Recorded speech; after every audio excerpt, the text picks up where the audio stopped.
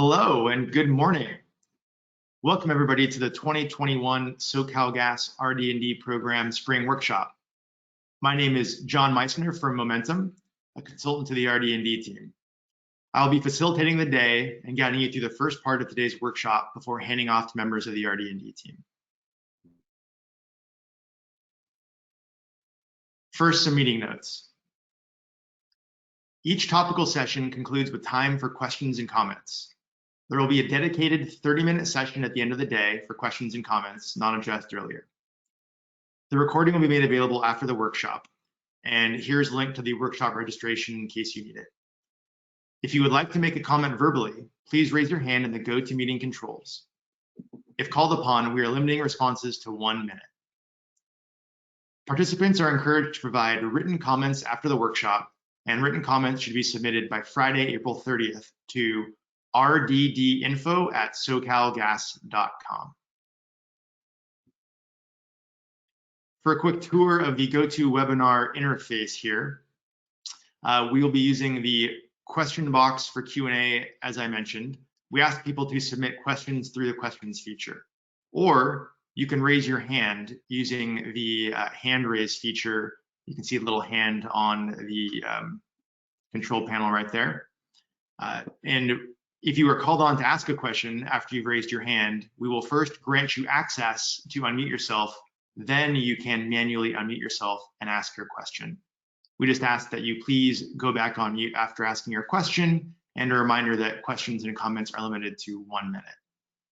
Also, please note the location of the handouts. We have made available both the 2020 annual report and this presentation, the 2021 workshop presentation. If you look again in the control panel in the handout section, you can see both of those files right there. And just to note that attendees calling in by phone will be listen only. Okay, so a quick rundown of the day. First, we will be providing results from 2020, followed by an update on 2021, and then we will be seeking input for 2022 RD&D activities. And here is the agenda. Most, if not all of you, have seen this in the material sent out beforehand, but we will be starting the day with a 90-minute section to give the overview, status, and updates, as well as an overview of the Low Carbon Resources Program. We'll be following that with a break. Next, we'll have the second section, which will be 60 minutes long, and we'll cover clean transportation and clean generation. Then we'll have a 45-minute lunch break. Then the final section, section 3, will wrap up the day with customer end use applications, gas operations, and then a wrap up with Q&A. This is the first of 3 safety moments we'll be going through during the course of the workshop. Safety is a key component of the company culture at SoCalGas. Before we launch into the workshop content, we'd like everyone to take a moment to think about safety. Did you know that eye strain caused by screens has its own name? It's called computer vision syndrome, or CVS. Since we'll all be at our computers for the next few hours, let's review some of the symptoms of eye strain. For example, dry eyes, watery eyes, blurred vision, double vision, headaches, soreness in the neck, shoulders, or back, sensitivity to light, or trouble concentrating. To help prevent eye strain, we recommend practicing the 20-20-20 exercise, which is every 20 minutes, look at something 20 feet away for 20 seconds. Eye strain from computers and other digital devices can be uncomfortable. The 20-20-20 rule may help you avoid eye strain along with decreasing your time spent looking at screens.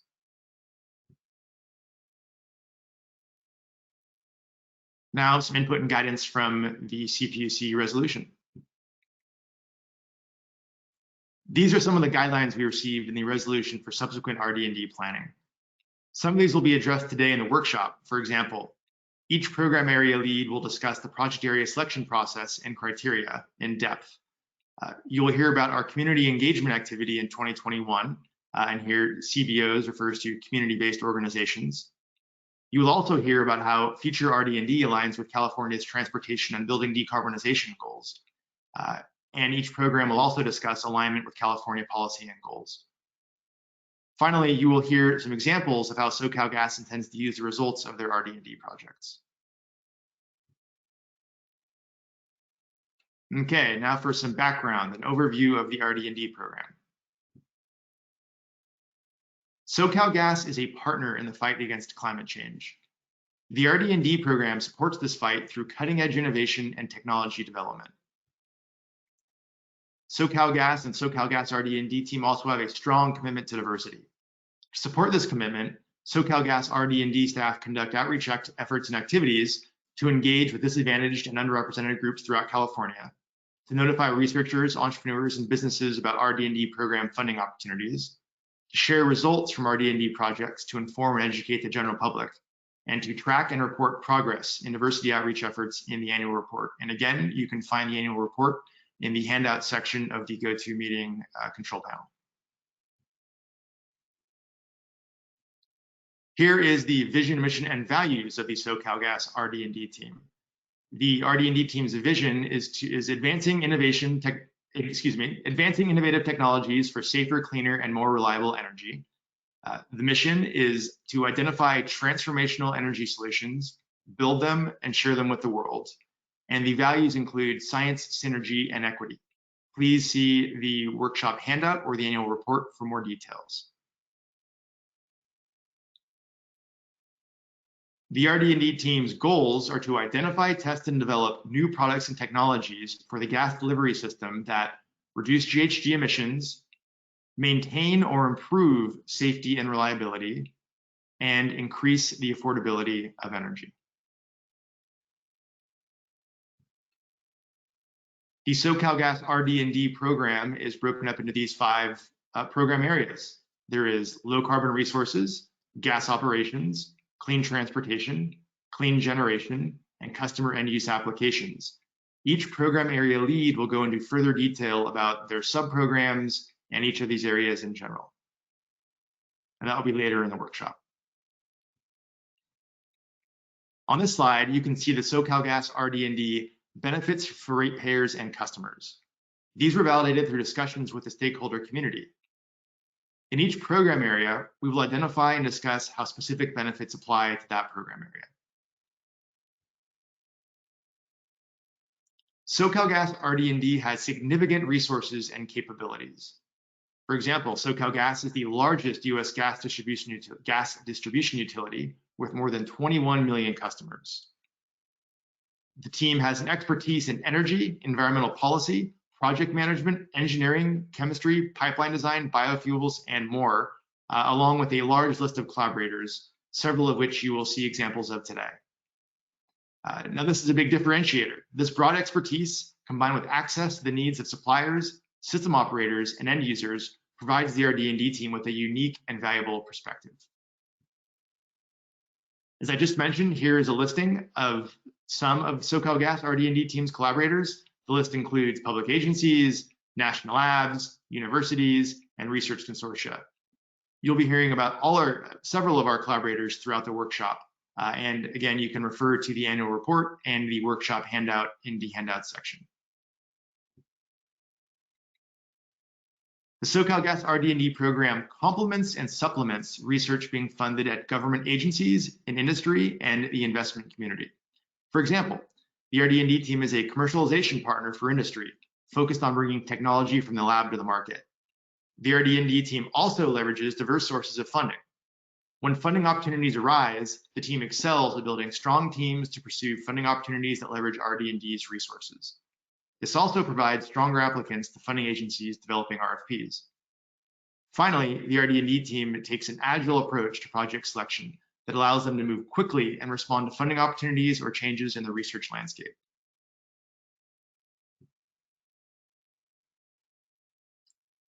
Getting into a quick overview of the RD&D team's project selection process, again, something that was asked in the CPUC resolution.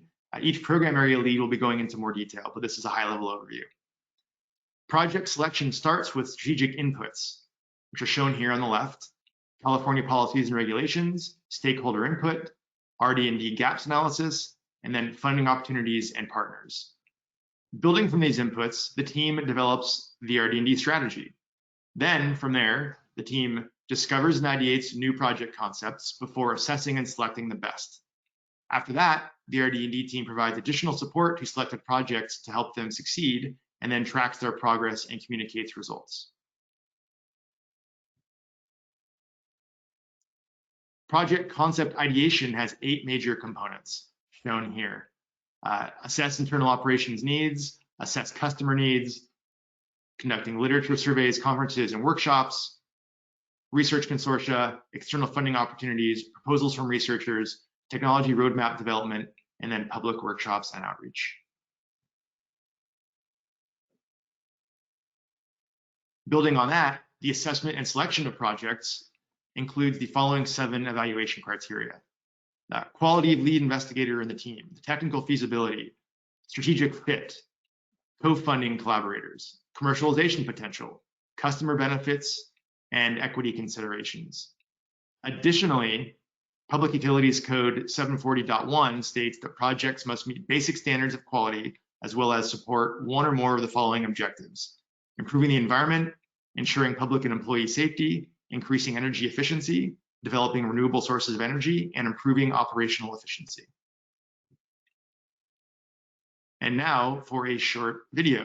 As you may have heard, SoCalGas recently announced Aspire 2045, a sustainability strategy that includes a bold commitment to achieve net zero greenhouse gas emissions in our operations and delivery of energy by 2045.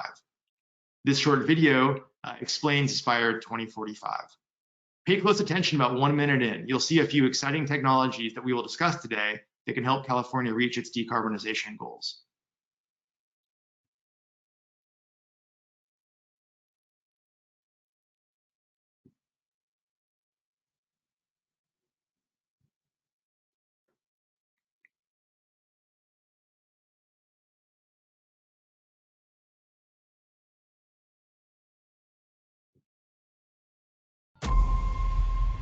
A transformation is here, centuries in the making, that will advance the lives of millions of people.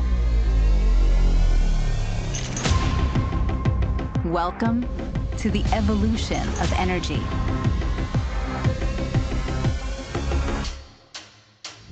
California has set the goal to become carbon neutral by 2045. However, energy demand is estimated to double over the next 24 years, with the state's population growing to over 50 million residents. How do we solve this massive challenge? The solution is a combined blend of innovative technologies around new forms of renewable gases, solar, wind, fuel cells, and carbon capture.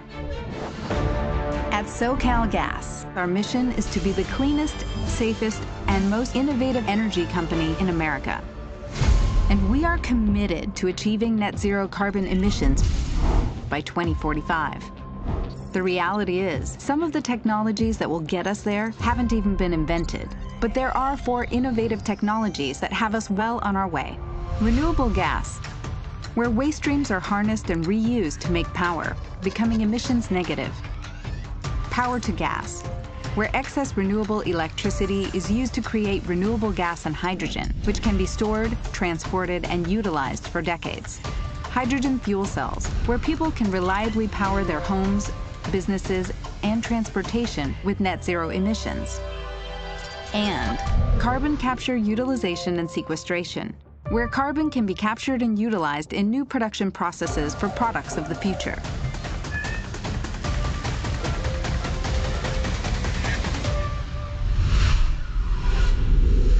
After all, decarbonization isn't new for us. We've already reduced distribution emission rates to 0.25%, while continuing to serve our 22 million customers without sacrificing reliability, resiliency, or affordability. When California wanted to reduce pipeline emissions 20% by 2025, SoCalGas met the goal by 2021. In 2010, renewable gas wasn't even in use. By 2022, we will reach 5% capacity throughout our infrastructure, and 20% by 2030. On the journey to net zero, our mission is more than words. It's our ethos that guides every aspect of our business. What does clean look like? Clean is decarbonizing the gas grid. Clean is turning waste into energy. Clean is utilizing excess renewable energy. What does safe look like? Safe is the diversity of clean energy sources. Safe is industry-leading protocols. Safe is the diversity of thought and culture. What does innovation look like? Innovation is evolving into a tech-first infrastructure company. Innovation is expanding the potential of renewable energy. Innovation is leading the evolution of energy. Our commitment is to make the air we breathe and the neighborhoods we share cleaner, safer, and more innovative. Because our evolution is our legacy.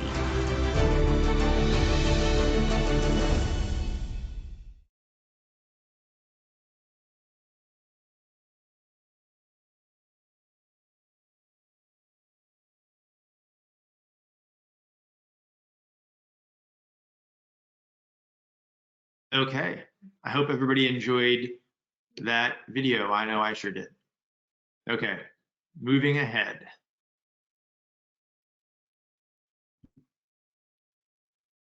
Next, we will do the 2020 year in review.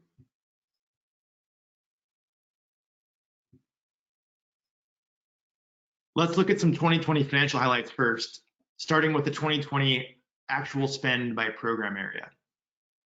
The actual spend for 2020 was a little over $16 million, with 44% of the spending to the low carbon resources program area, 17% to gas operations, 15% to clean transportation, 9% to clean generation, 8% to customer end use applications, and then 7% for management and administration.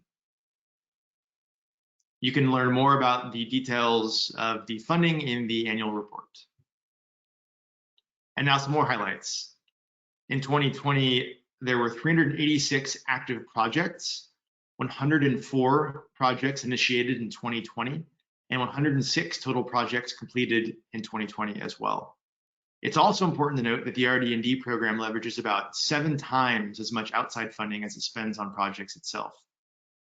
Of particular note, 5 projects won a total of about $12 million from the CEC in 2020. That's the California Energy Commission. This illustrates how the RD&D team leverages their funds with CEC funding. SoCalGas RD&D is very good at building teams that submit high-quality applications to CEC funding opportunities, and these result in high-quality projects.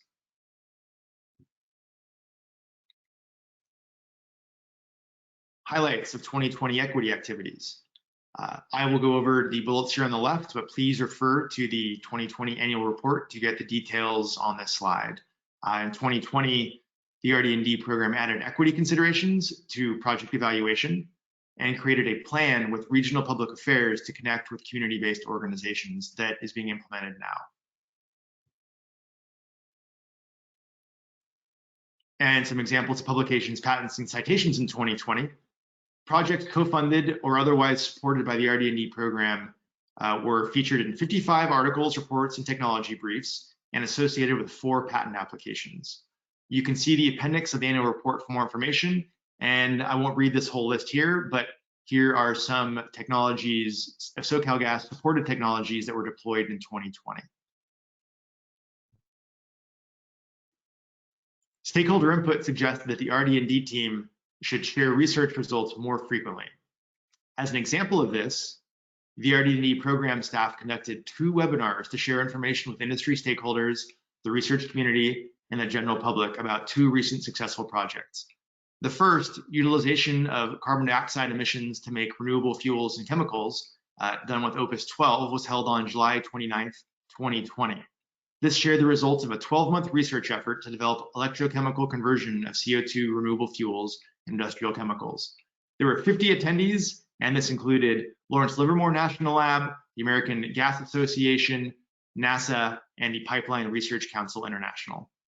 The second webinar was residential gas-fueled heat pump water heaters with GTI. That was on December 10th, 2020.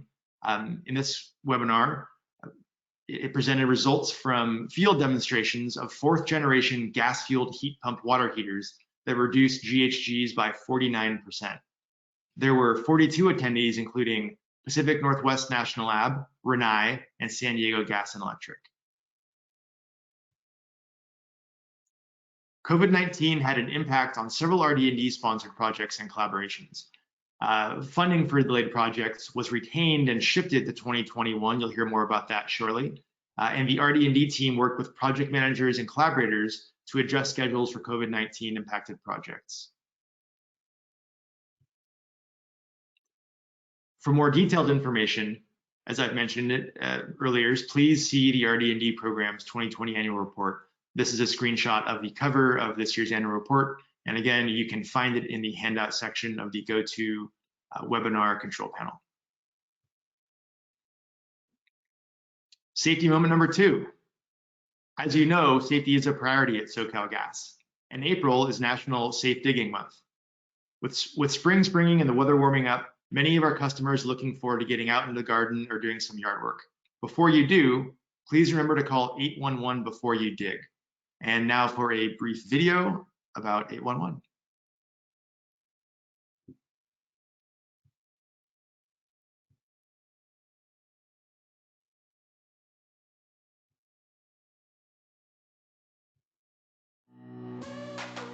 This is Southern California, creative capital of the world.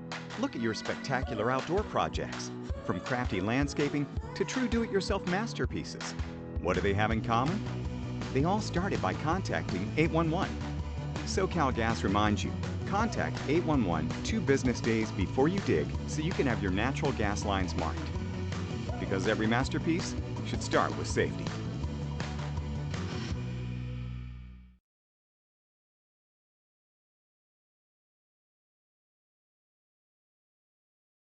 Okay. Hope everybody enjoyed that.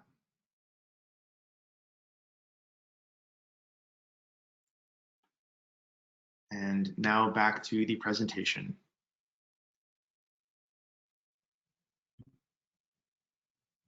I will now be handing control over to my colleague, Matt Grigori from the SoCalGas RD&D team. Matt will be going over status and changes for 2021.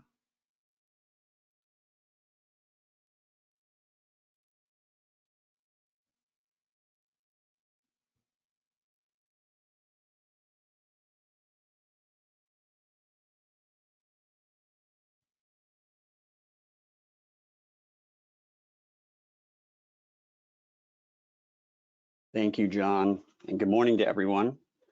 My name is Matt Grigori. I'm a Technology Development Manager on the SoCalGas RD&D team, and I will provide you with a brief update of our efforts in 2021.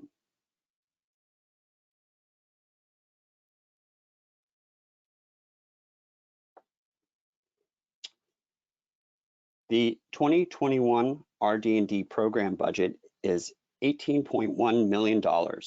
That'll be spread across the 5 research programs and program administration. This total amount includes $2 million in unspent funds rolled over from 2020. And this rollover is consistent with Resolution G3573 authorizing the 2021 RD&D research plan. It is always challenging to predict how innovation will play out. And I think we all experienced a large-scale example of this fact over the last year through our experience with a global pandemic. The pandemic delayed progress on a number of projects. A few are noted here, and some projects will be extended into 2022 as a result of continued COVID delays. However, it's important to note that because the RD&D program remains nimble and flexible, we are able to adjust to these unexpected delays. Based on stakeholder feedback provided during the 2020 RD&D workshop and guidance from Energy Division staff, the RD&D team set a goal to conduct 5 community outreach sessions in 2021. So far this year, we have conducted 2 sessions. RD&D staff coordinated with the SoCalGas Regional Public Affairs team to connect with several community-based organizations, or CBOs. Our first session was held in February, and we met with reps from 11 CBOs, including Homemade OC, El Concilio Family Services, the Black Voice Foundation, and NAACP. Our second session was held in February, and we met with reps from 7 CBOs, including the Asian Youth Center, Community Action Partnership of Kern, and the Greater Lakewood Chamber of Commerce. Our third session is scheduled for May, when we will focus on the educational community. This is in response to guidance from Resolution G3573 that SoCalGas should engage with diverse academic populations at universities, California community colleges, California state universities, and University of California campuses in order to foster new researchers. During our outreach sessions, we provided an overview of the RD&D program and then asked the community members for their input. These are a few of the common themes that arose from our discussions. Affordability. Several representatives mentioned that affordability is a key concern, especially among their low-income constituents. Efficiency as a cost-saving measure. A corollary to the concern around costs is the importance of efficiency, particularly as a pathway for reducing energy costs. Reliability. Energy reliability is also a major concern. In particular, consider customers that rely on their energy supply for storing medicine, where an extended outage could threaten their very health. And communication and outreach. Finally, these community members wanted to learn more about the technologies we are developing within the RD&D program. They recommended greater efforts to share our work with their communities.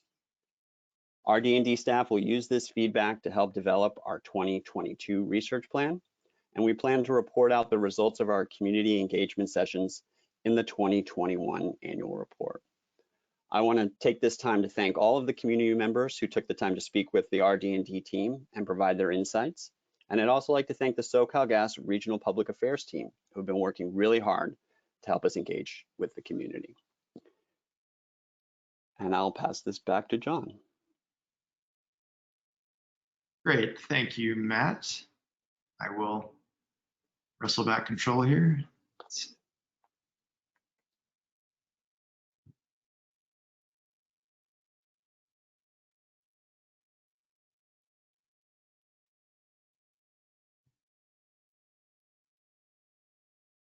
Okay. All right. Thanks again, Matt. Now we're going to discuss the RD&D plan development for 2022. Each program area lead coming up later in the workshop will go into more detail on plans for 2022, but this will be a nice overview of the highlights. To build the RD&D plan, program staff consider multiple factors, including California regulatory and policy drivers, ratepayer needs and benefits, input from knowledgeable industry stakeholders, including universities, national labs, research consortia, public agencies, and businesses. And again, you'll hear about these folks throughout the day. Regulatory and policy drivers also help guide the 2022 research plan. Here's a listing, but please see the annual report please see the annual report for more detail. And again, you can find the annual report in the handout section of the GoToWebinar control panel. As noted before, the ratepayer needs and benefits are also an important driver of 2022 RD&D. They're shown again here as a reminder. There's GHG reduction, reliability, emissions reduction, safety, cost savings, and operational efficiency. These 6 standard benefits consider equity and social justice to ensure they improve the lives of all SoCalGas ratepayers, which is an important point and something you'll hear more about from each of the program leads as well. To gain stakeholder input for future RD&D, the RD&D team interviewed 56 people at 21 organizations, including the DOE, the U.S. Department of Energy, the California Energy Commission, CEC, and GTI. We want to thank all the stakeholders for their valuable feedback and guidance. And again, you'll be hearing more about our stakeholders throughout the day. The proposed 2022 funding allocation is about $16.5 million, broken down as shown in the pie chart here. Low carbon resources with 33%, gas operations with 22%, clean transportation with 12%, clean generation 10%, customer end use applications 13%, and then 10% for program administration.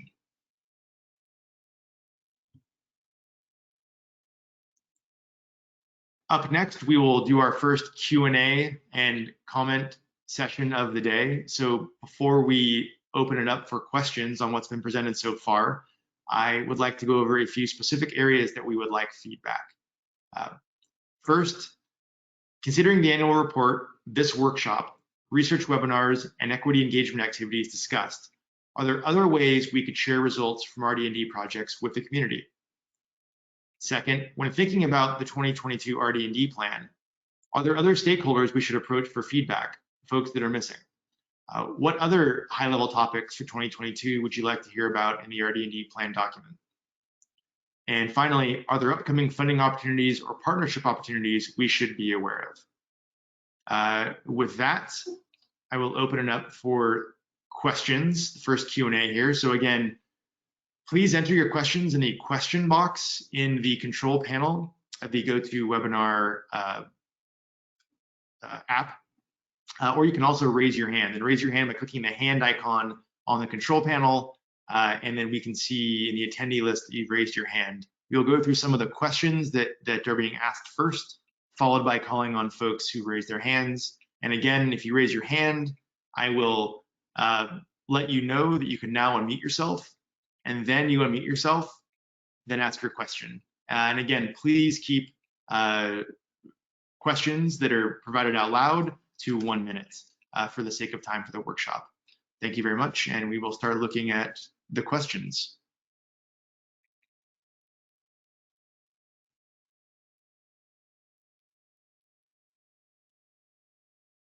Any questions or raised hands?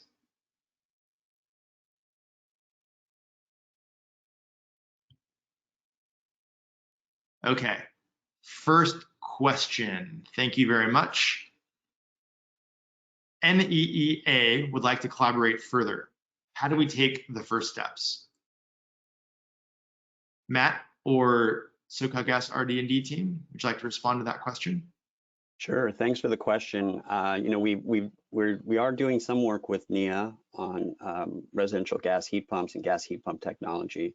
You can reach out to the team at rddinfo@socalgas.com with specific areas that you're interested in collaborating, particularly specific technologies. That helps us connect you with the right team within the RD&D program for future collaboration. Great, thank you, Matt. Any other questions, please enter them into the question box. And it looks like we do have a hand raised.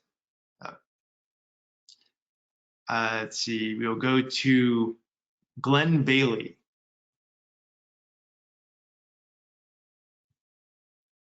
Glenn, if you still have a question, I will click on you now and you can unmute yourself and ask your question, Glenn.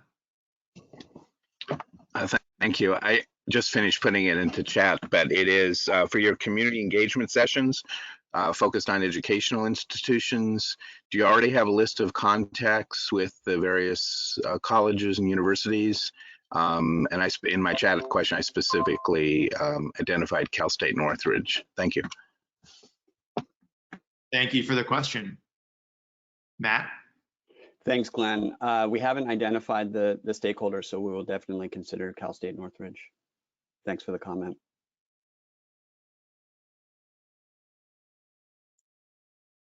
Okay, let's see here. I have a question from Brandon Iglesias. What projects are planned for 2022 to address megawatt-hour days grid scale energy storage?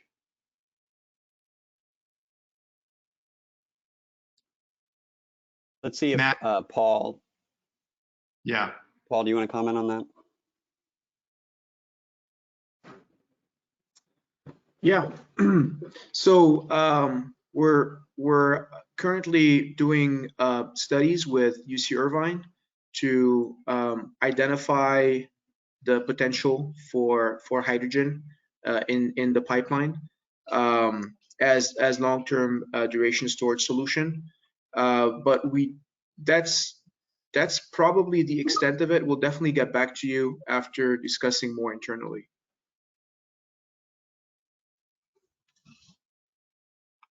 Thanks, Paul. All right. Any other questions? Please submit them in the question box. And if you think of something later, feel free to put it in the question box. And as I mentioned at the very beginning, just a reminder that at the end of the day, we will have a 30-minute session set aside for any questions we didn't get to throughout the course of the workshop.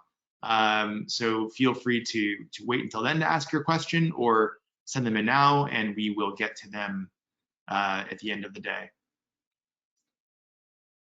Okay, let's see, we have another question.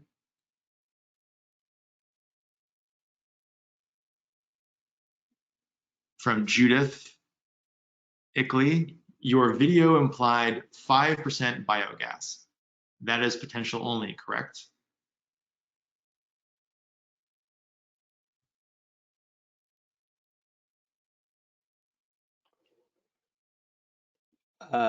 Thanks, Judith. Not quite sure what you mean here. That's as far as potential. So maybe you can clarify a little bit. Yeah, Judith, please feel free to clarify your question in the question box. And we'll be happy to follow up with you at the end of the day as well, or offline, but yes, please provide some clarification.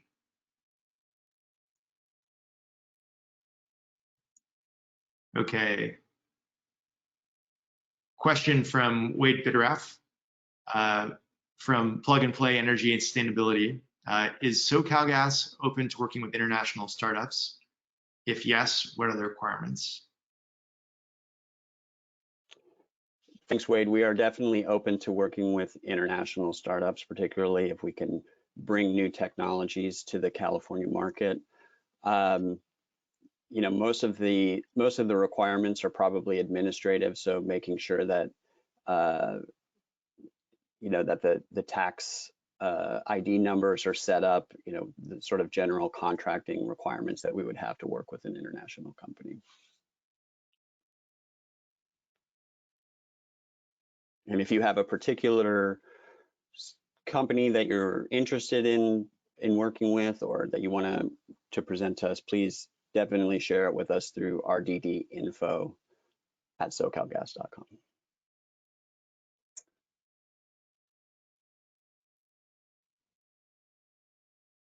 And then to Judith's question, I believe the target is, well, actually, let me refer to the documentation that we have as far as that biogas delivery goal, so that I can get you the correct language around that target.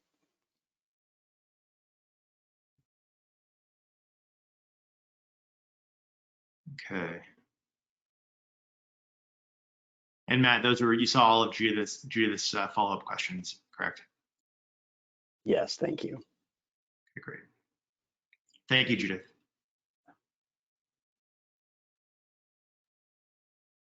Okay, any other questions? We still have a good amount of time for Q&A. We are going to stick to the agenda in terms of start times, because we know some folks will be dialing in for specific program area discussions. So we have until 10:30 for anybody who wants to ask a question or otherwise submit a comment. Okay, here we go. We have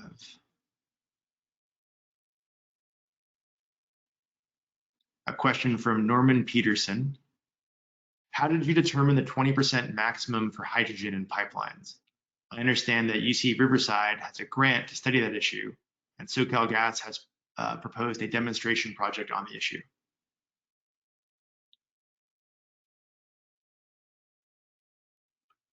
I don't think that we have determined that there's a 20% maximum for hydrogen in pipelines. It's an open question, and as you mentioned, there's a number of research projects going on around this question to try to determine what the maximum allowable hydrogen blend percentage would be. So it is still an open question for research and development.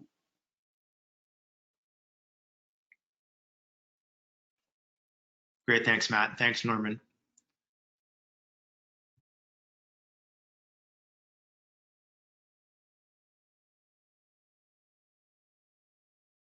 Okay, and then Judith follows up with, what is your current biogas amount as a percent?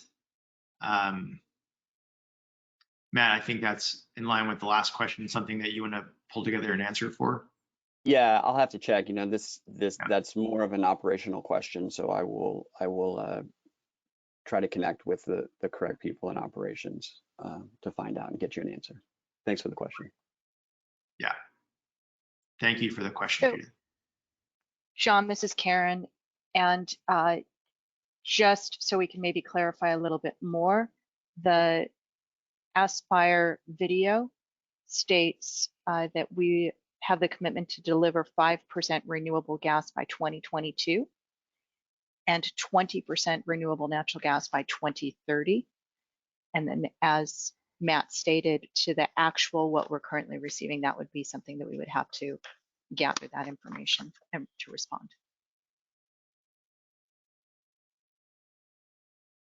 Thanks, Karen.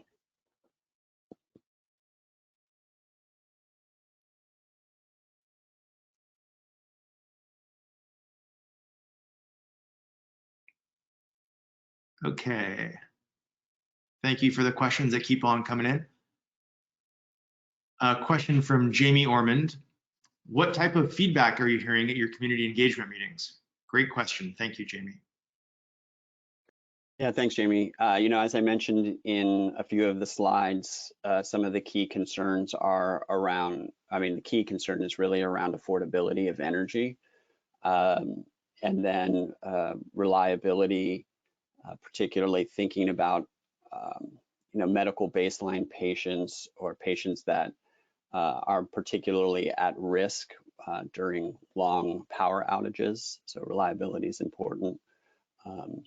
But there's definitely an interest in learning more about the technologies that RD&D is bringing to market and helping to develop. And so we'll definitely take that into consideration to improve our communications to the community. And I think, one of the great benefits of this type of workshop is it gives us a chance to reach out to a lot of our community stakeholders and share some of the great work that we're doing.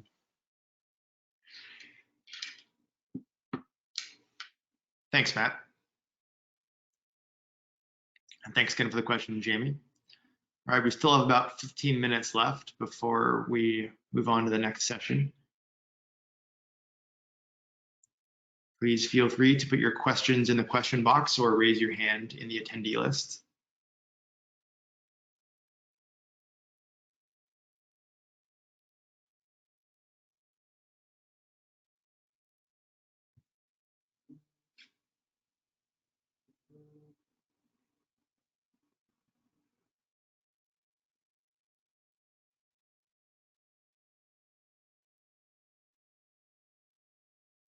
And if you're looking for things to ask about, please refer to the slide that is on the screen right now, which talks about some specific areas we would like feedback. And thanks everyone so far for the great questions.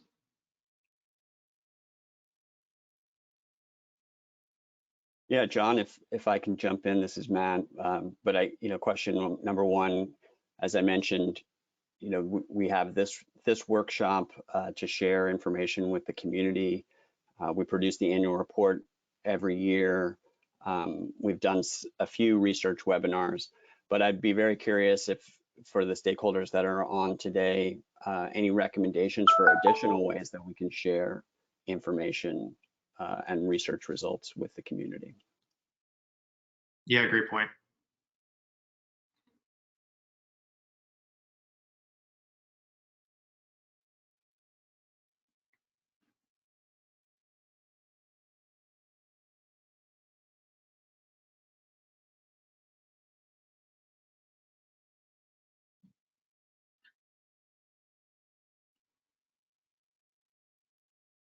All right. Plenty of time for further questions.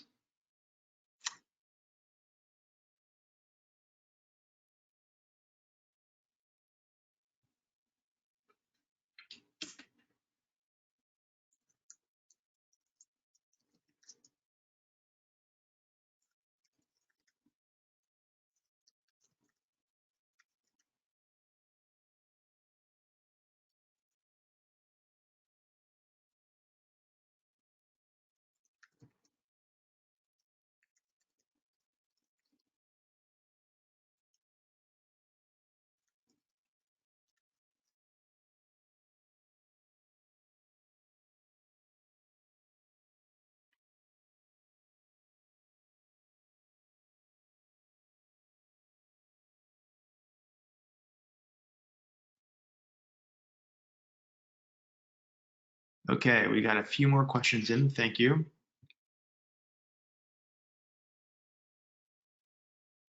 Robert Cruz, thank you for the question. I know you are scheduling a webinar with colleges and higher ed. What about local K through 12 districts? Thanks, Bob. So it's an interesting point you raise. We are engaging with colleges and universities in order to foster new researchers for the RD&D program. Our mandate is to do research and provide high quality research, and so we want to engage with researchers at the university level and above. For K through 12, I guess my question back would be what sort of engagement would be valuable? Is it more around collecting feedback and input from K through 12 educators or K through 12 students, or is it more appropriate to focus on education and outreach and sharing the work that we do? That would be sort of how I would frame the question. So happy to take additional input on that topic. Thanks. Thanks, Matt, and thanks, Bob, for the great question.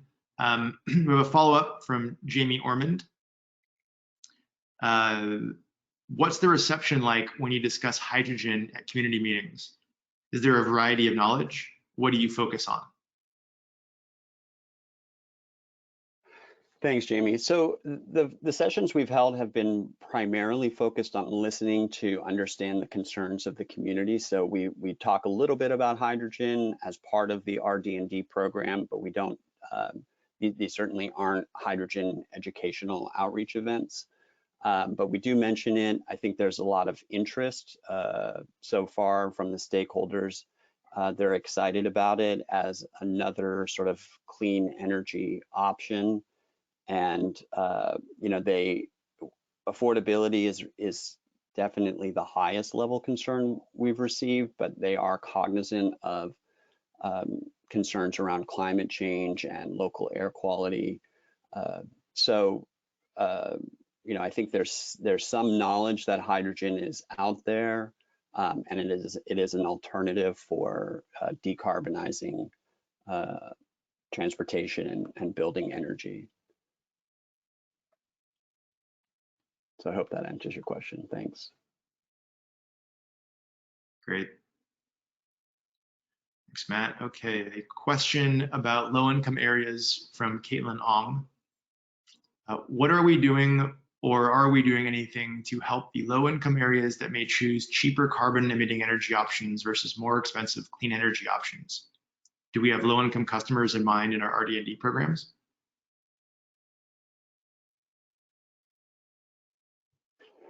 Thanks, Caitlin. Yeah, within RD&D, one of the key benefits that we look at when analyzing projects and technologies is affordability, cost reduction. So that's a key component.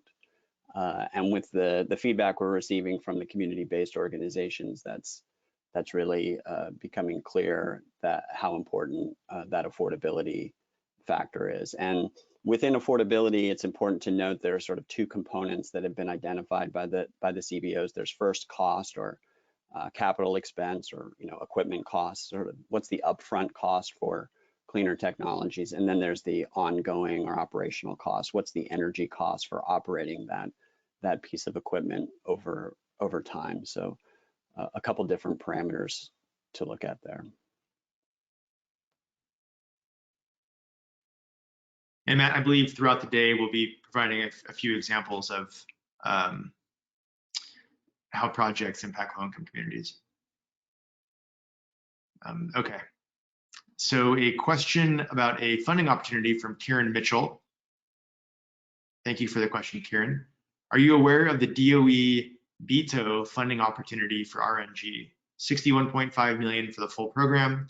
Who at SoCalGas might be interested in a biomass/municipal waste to low-cost RNG project? Thanks, Kieran.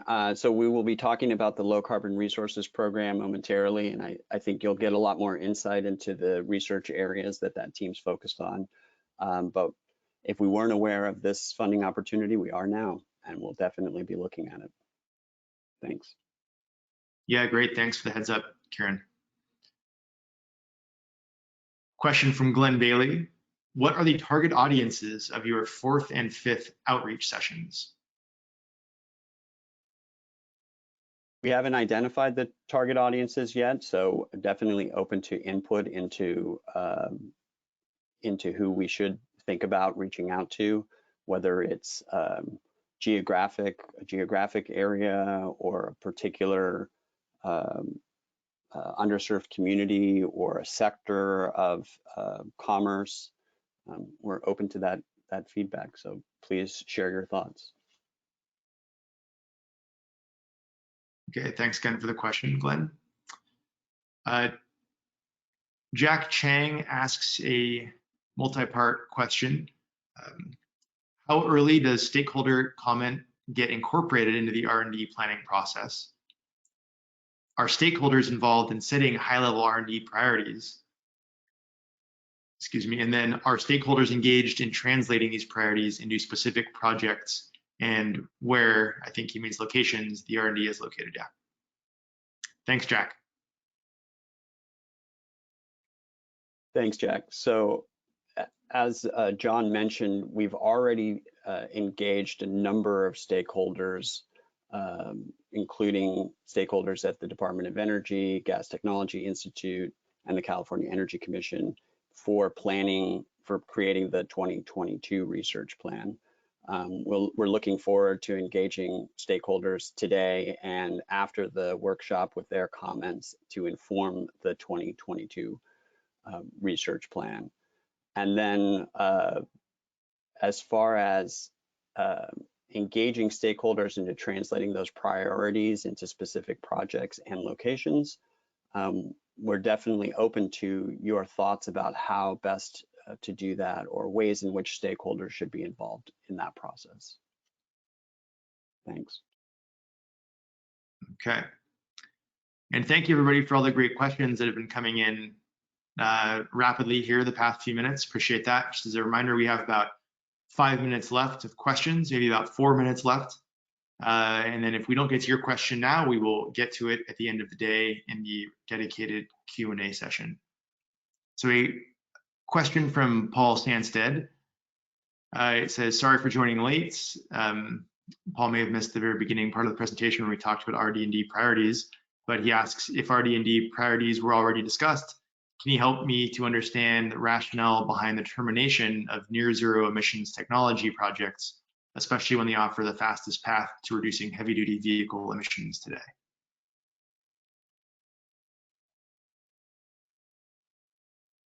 Thanks, Paul.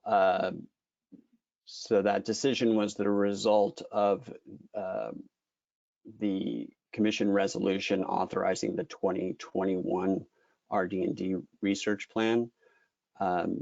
So we are open to stakeholder comments such as these about how near zero emissions technologies can help California achieve its climate goals. So we encourage you to submit your comments today or after the workshop by email to rddinfo@socalgas.com. Great, thank you, Paul, for the question. Okay, and Glenn Bailey has a comment following up his earlier question. So he just says, Glenn just says, for the city of Los Angeles, please consider outreach to its 99 neighborhood councils via one or more of the NC alliances, such as the NC Sustainability Alliance and or the LA NC Coalition. And he provides an email address and says, thank you. Thanks for the comment, Glenn. Thanks, Glenn. That's very good input. Appreciate it.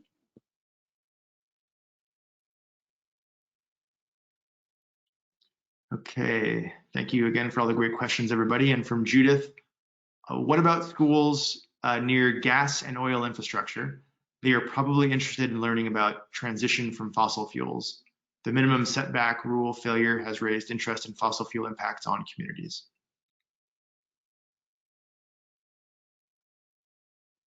Thanks, Judith. Appreciate the input. We'll definitely take it into consideration for future community outreach efforts.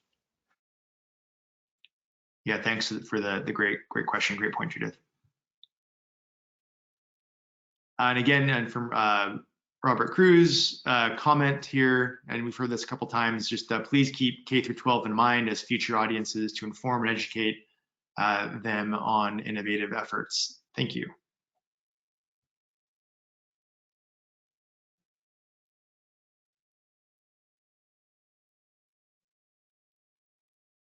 Yeah, will do. Thanks.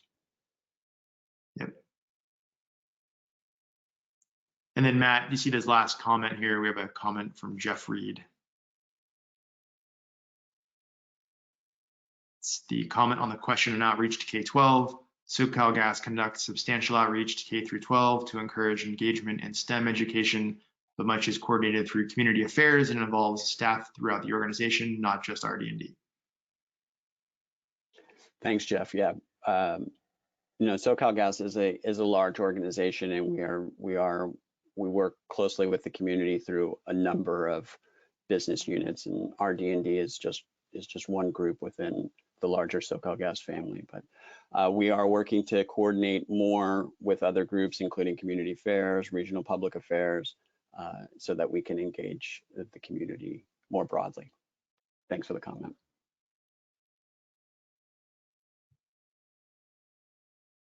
Okay. Time for one last question, if anybody has one. If not, please hold them till the end of the day or ask them during the program area discussions.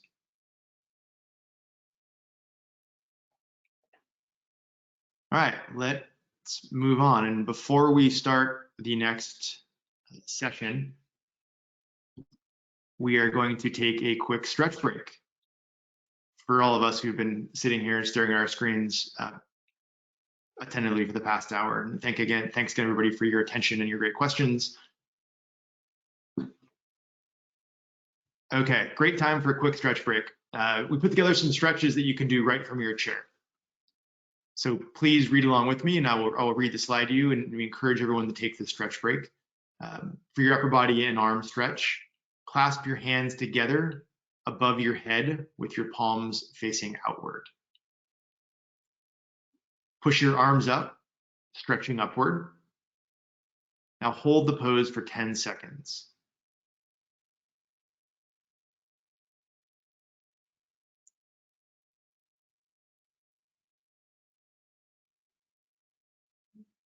Okay, thank you. Now neck stretches. Relax and lean your head forward. Then slowly roll toward one side and hold for 10 seconds.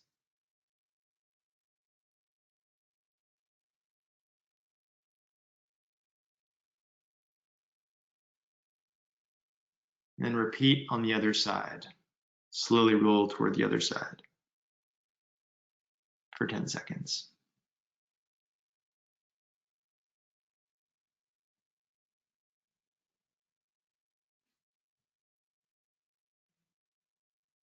Relax again and lift your chin back to the starting position. And finally, a torso stretch or trunk rotation. Keep your feet firmly on the ground facing forward. Twist your upper body to the left.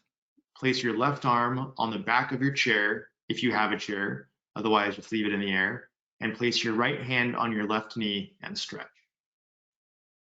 Hold the pose for 10 seconds and then we'll repeat on the other side.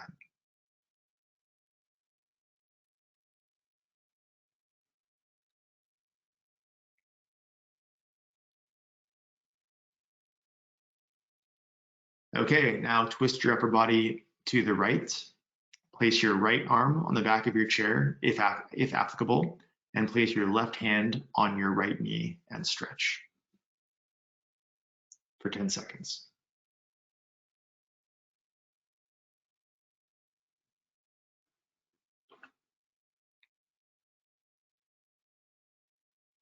Okay, thank you everybody for taking that quick stretch break. Up next, Paul Gagassian will be going over the Low Carbon Resources Program area. And Paul, we will turn control over to you.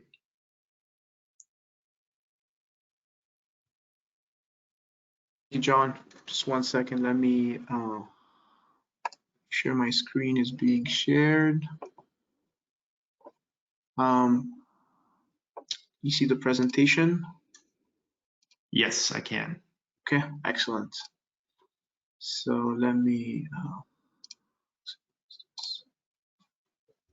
sorry.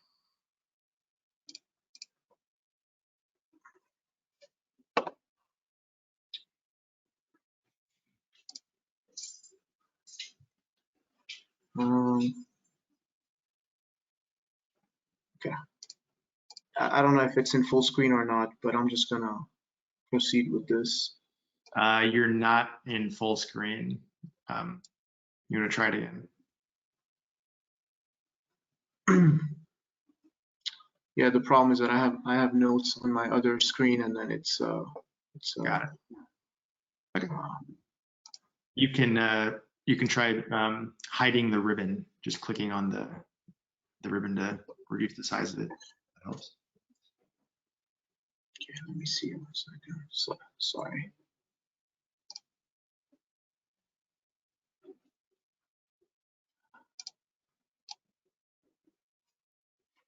All right. So, good morning. My name is Paul Gagassian. Today I'll be going over. Paul, real quick before you get going, just so you know, you're showing the you've got your preview slide showing. Okay.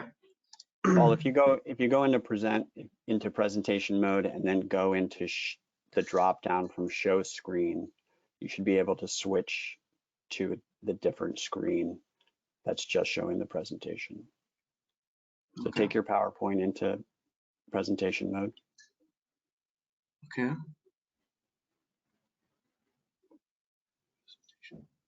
Okay. And then go to webinar under show screen. There's a drop down. Display settings, you mean, right? Oh, okay. Okay. Show screen. Okay. Yeah. And select an alternate screen, and it should show your full presentation.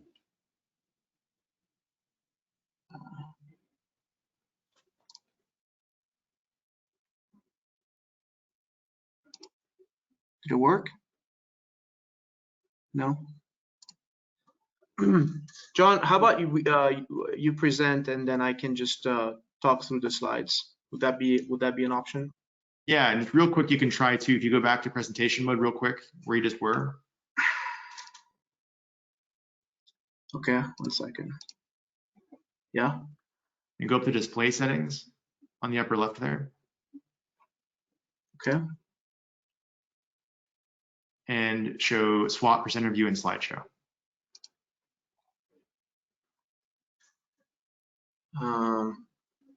Now we can see the whole presentation. Perfect. Okay. All right. Okay, excellent. Sorry about that, everyone. So good morning. My name is Paul Gagassian. I'm a project manager in the Low Carbon Resources Group. And today I'll be going over the Low Carbon Resources Research Plan, including program goals, a few spotlight projects, an overview of the project approval process, a description of the different subprograms and research areas, the various benefits these sub-programs offer ratepayers and residents of disadvantaged and low-income communities, proposed 2022 funding allocations, and some research areas we'd like to get feedback on from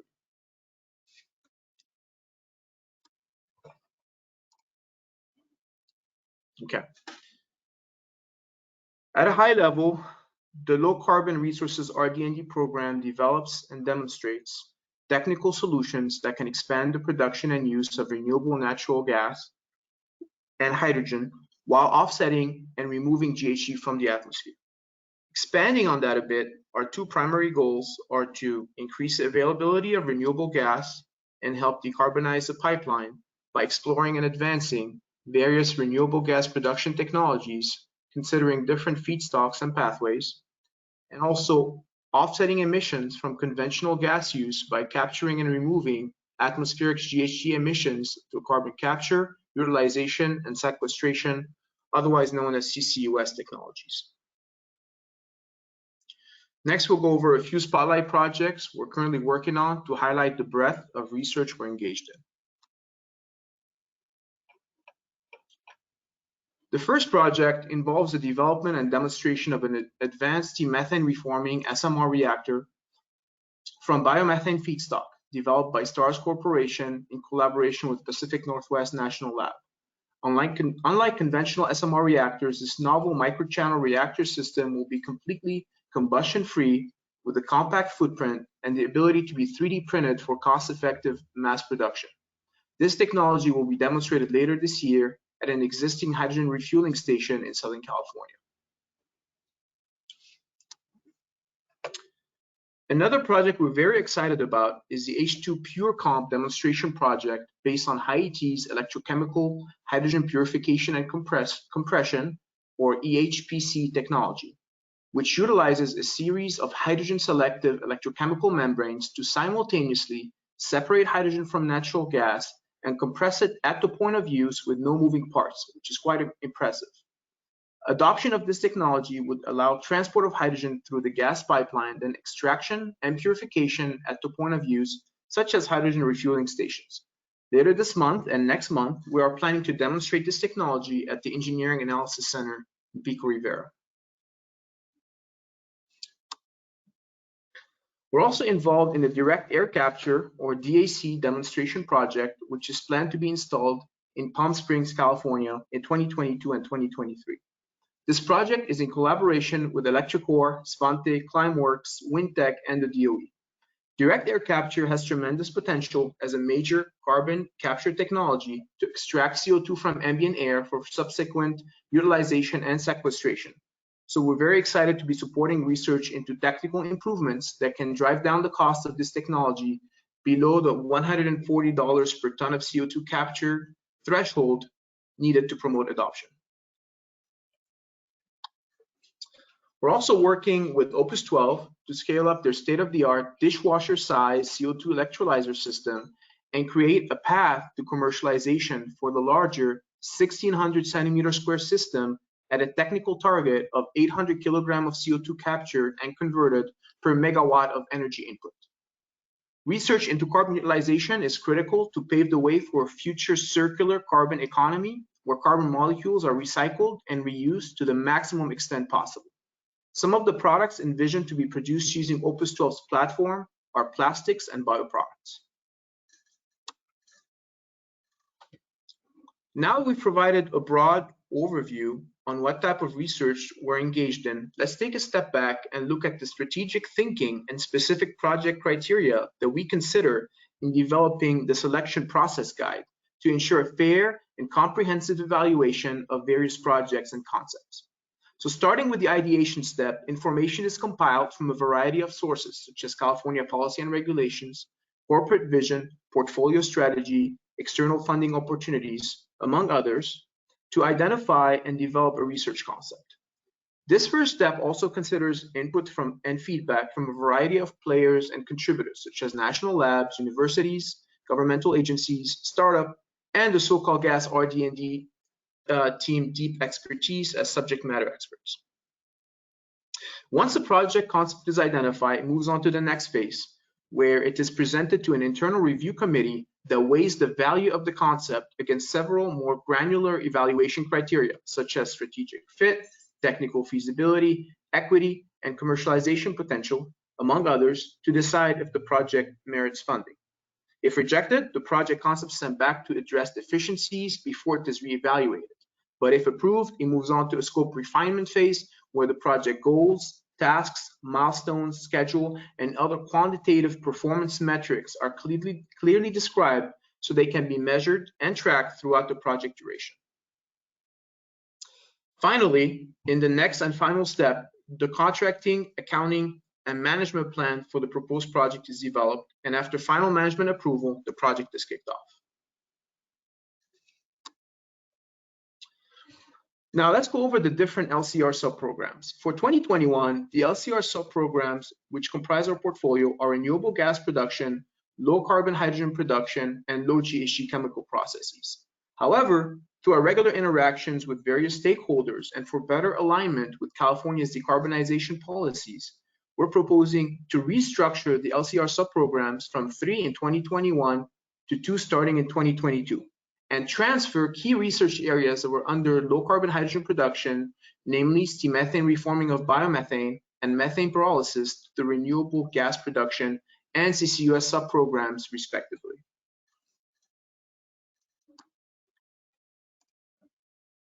The renewable gas production subprogram is focused on the safe, reliable, and cost-effective production of renewable gaseous fuels, specifically renewable natural gas, or RNG, and hydrogen. As noted earlier, we're interested in exploring renewable gas production from different feedstocks and multiple technological pathways. Now, as you're probably aware, renewable gases, and particularly hydrogen, are enjoying an unprecedented momentum, with renewable hydrogen production costs expected to reach cost parity with conventional hydrogen production by 2030 and further decrease almost 85% by 2050. This would enable its widespread use in transportation, power, and customer end-use applications.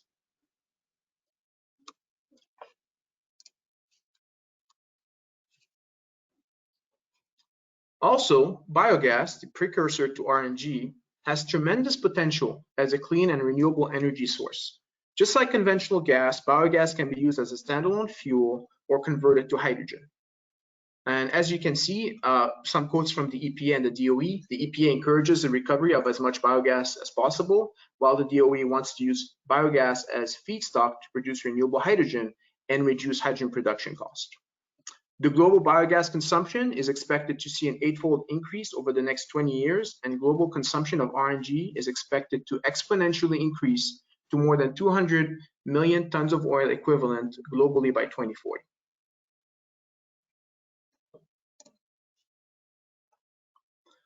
Under this subprogram, we'll be looking at the following research areas: renewable hydrogen production via advanced water splitting, renewable methane production via various methanation pathways, renewable gas production via biomass gasification, distributed hydrogen production via advanced demethane reforming of biomethane, and finally, concentrated solar power technology for renewable gas production.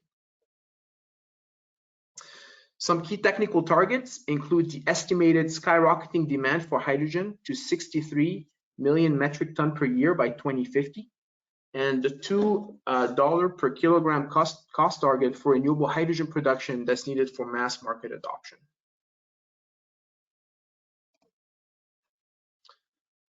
This program is expected to provide ratepayers and stakeholders a variety of benefits. Chief among them, decarbonizing the pipeline by replacing fossil source gas with the renewable gas has a potential to reduce, mitigate, or even eliminate GHG emissions and also improve air emissions. This is particularly important in industrial areas where bad air quality disproportionately impacts disadvantaged and low-income communities. Additionally, by enabling the use of the gas grid as an energy storage system for curtailed renewable power and helping synchronize renewable energy supply with demand, research into the subprogram can increase the operational efficiency for the entire energy macrocosm and synergize the electric and gas grid. And finally, by promoting low-cost renewable gas solutions, another key benefit is to increase clean energy access while maintaining affordability for ratepayers.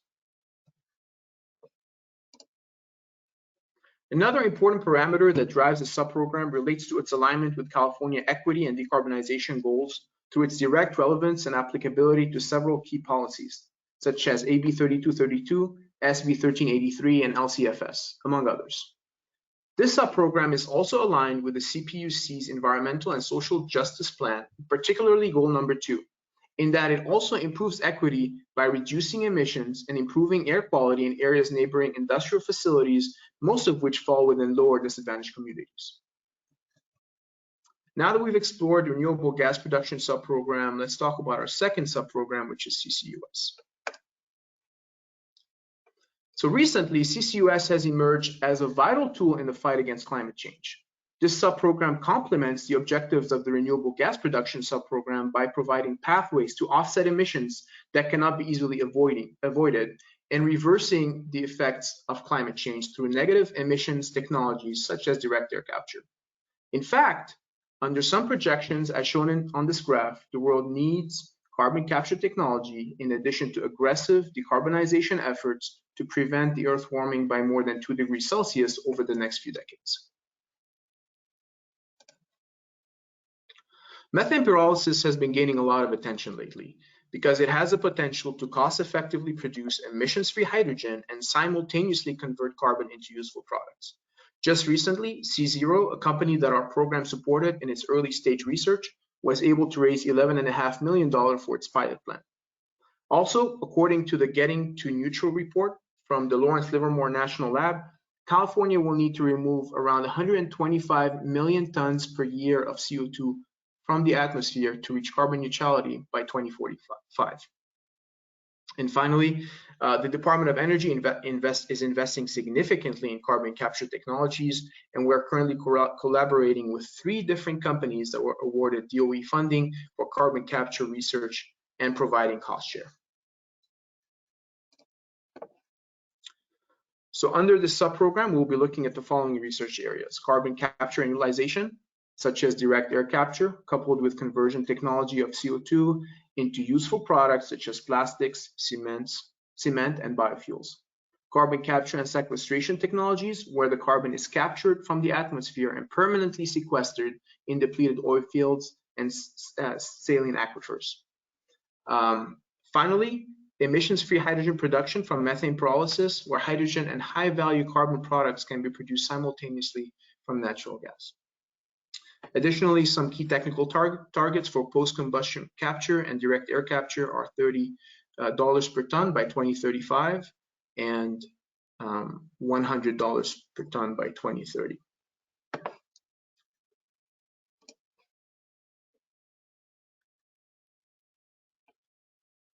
So this subprogram is also expected to provide ratepayers and stakeholders a variety of benefits. Clearly, deploying carbon negative systems that may also generate hydrogen provides GHG reduction as well as improved air emissions benefits.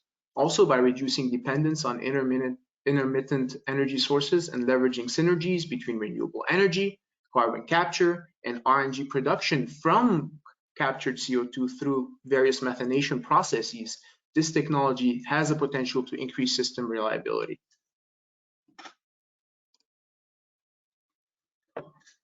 The CCUS subprogram, as envisioned, can support various California policies and regulations and help California meet its ambitious decarbonization goals while enabling a circular and carbon negative economy.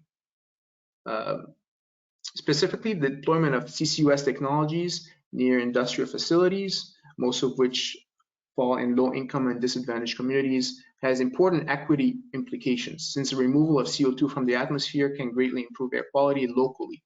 Moreover, hydrogen from methane pyrolysis can be used directly to provide emissions-free energy in hard-to-decarbonize industries such as steel and aluminum, which are also mostly located in low-income and disadvantaged communities. Regarding our proposed funding allocation for each subprogram, we plan to allocate about 70% of our funding to the renewable gas production subprogram and 30% to the CCUS subprogram.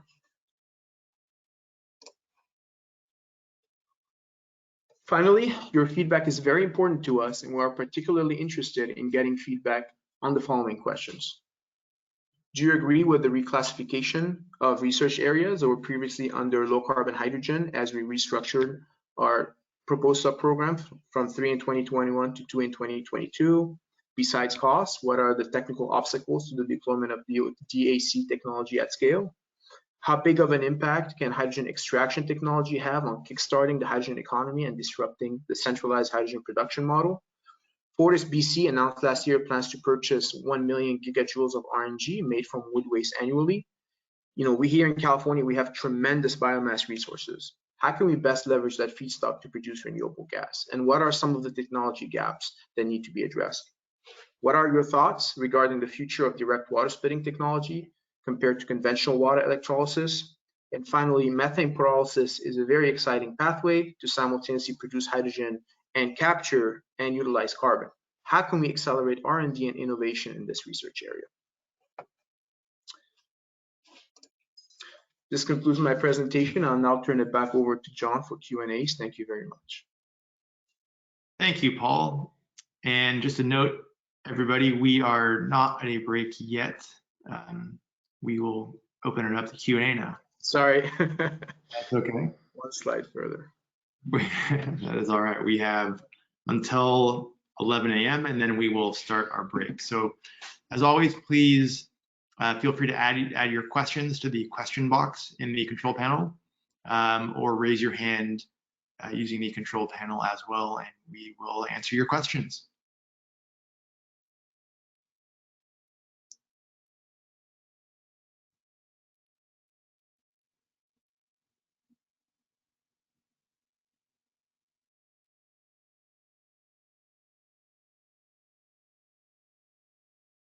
No questions yet, Paul.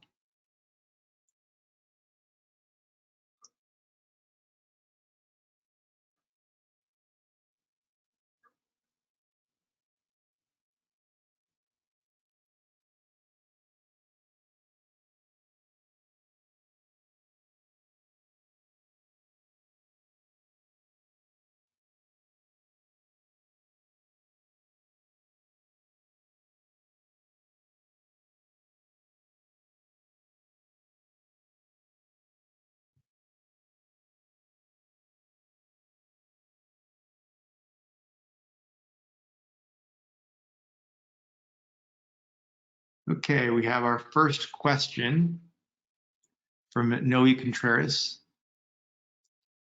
What are some of the drivers you see that will lower the cost of green hydrogen? Thank you for your question. I think when we talk about green hydrogen, there are a variety of pathways.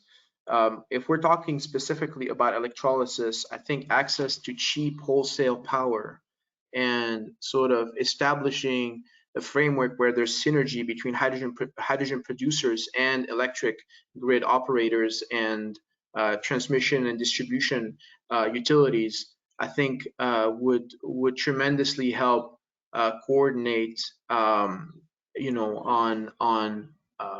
getting the cheapest power, and this would help drive down costs from an operational cost standpoint. From capital cost standpoint, there's a lot of research in reducing catalyst cost and looking into cheaper catalyst, looking into using brackish water, or maybe water that is not as pure as demon water currently used. So there are a few different angles that are being considered to reduce costs of green hydrogen. Thanks, Paul. Okay, a question from Norman Peterson. Please explain how methane pyrolysis differs from steam methane reforming. Thank you for your question. Yeah, absolutely. So steam methane reforming uses methane and steam to reform the molecules and produce hydrogen and CO2. And so the final step is separating hydrogen from CO2 and other syngas components, and that's how you end up with a pure hydrogen steam. Methane pyrolysis, you're bubbling pure methane into a molten liquid solution. And then what happens is that the temperature is so high that you physically dissociate the carbon atom from CH4, which is methane. And you also produce hydrogen in the process. So you're literally separating, or you're breaking apart the CH4 molecule in methane pyrolysis, whereas in steam methane reforming, you're reorganizing the molecules to make hydrogen, CO2, CO, and CH4. But obviously you want to push the hydrogen production as much as possible in steam methane reforming. And then you just separate out the hydrogen. I hope I answered your question, but I'll be happy to provide a more detailed explanation if not. Paul, if I can just add that the key, Sure. or just to clarify, the key difference is steam methane reforming produces carbon dioxide as an emission. Methane pyrolysis produces just solid carbon, so there's no greenhouse gas emissions from the methane pyrolysis process. Correct. Thank you, Matt. Yes, absolutely. Great, thank you. All right, got a couple more questions here from Ara Kwan.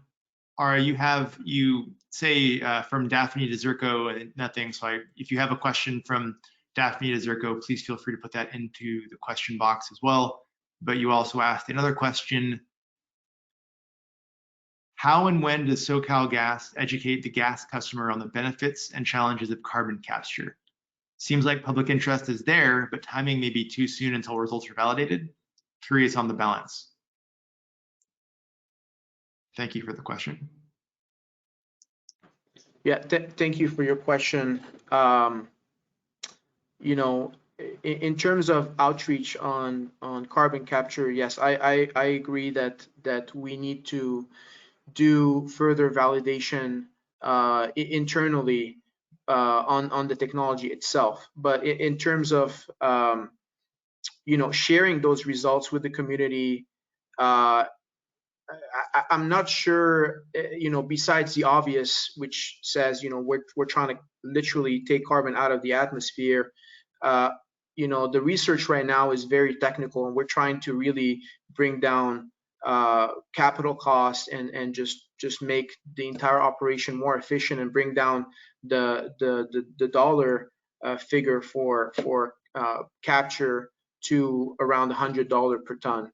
So yeah, at this point, you know, obviously, you know, we're working very hard to have a demonstration out somewhere in California. So once we have something like that, once we have a pilot, that we can, I think it would help then to educate the public by pointing it out and showing them the potential. Thanks, Paul. And we have a bunch of questions that just came in. Several of them we will have to address at the end of the workshop in the Q&A for the sake of time. The last question now, Paul, from David Tykrob. Does SoCalGas identify the technology readiness level, TRL, for the various projects? For example, at start of project and expected TRL after project? Thank you for your question. Yes, we do have identified the initial TRL of the technology, and you know, our goal is clearly to advance the TRL. So commercialization pathway, and you know, working with the researcher on what needs to be done in order to progress the TRL is something that we discuss early on, and that goes into the proposal. So the proposal that is provided to us needs to show, hey, this is how we plan on taking the results obtained and progressing, you know, up the TRL scale. And that might be through techno-economic analysis, that might be through additional lab scale or demonstration results, but that's definitely part of what we look at when evaluating projects. Great, thanks, Paul. And thank you everybody else for the questions that you've sent in. Again, we will get to those at the end of the day during the dedicated question and answer session. We are now going to move into a 15-minute break. The next session will start at 11:15 a.m. Pacific. Please take some time to move around, stretch, and rest your eyes. And we will see you back here in 14 minutes. Thanks, everybody.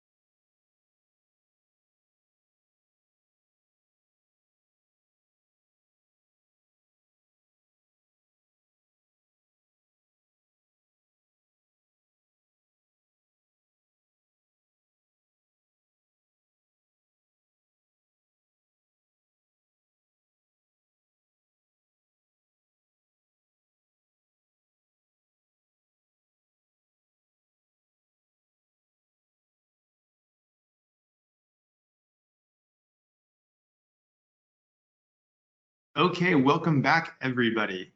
Hope you had a nice break. The next section, section 2, is about to begin, and that will be a 60-minute section where we will go through clean transportation and clean generation, ending at 12:15 for a 45-minute lunch break.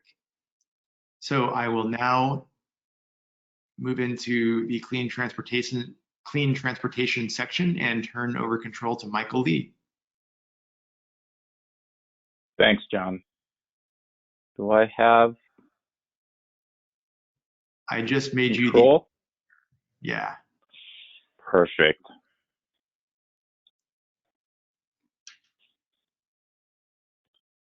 Let me make sure that I am sharing the correct screen. Give me a minute here. Are you seeing my screen? I am seeing your screen. Perfect. Well, good morning, everyone. As John mentioned, my name is Michael Lee, and I am a project manager in the Research, Development, and Demonstration Group. Today, I will give you an overview of the Clean Transportation Program. I'll share some highlights, spotlight projects, cover what's new for 2021. I'll go over the 2022 proposed funding allocations, and at the end, we'll have some time for you to ask questions and provide feedback for the program. Now, the Clean Transportation Program, or Research and Development Demonstration Program, focuses on minimizing environmental impacts related to the transportation sector. Program goals include zero-emission transportation technologies, zero and near-zero emission infrastructure, and advancing onboard storage technologies. Before I go into details of the different areas of this program, I'd like to share some exciting projects with you. The first project is a hydrogen fuel cell yard truck demonstration at the Port of Los Angeles. This project is funded by California Air Resources Board and led by Gas Technology Institute.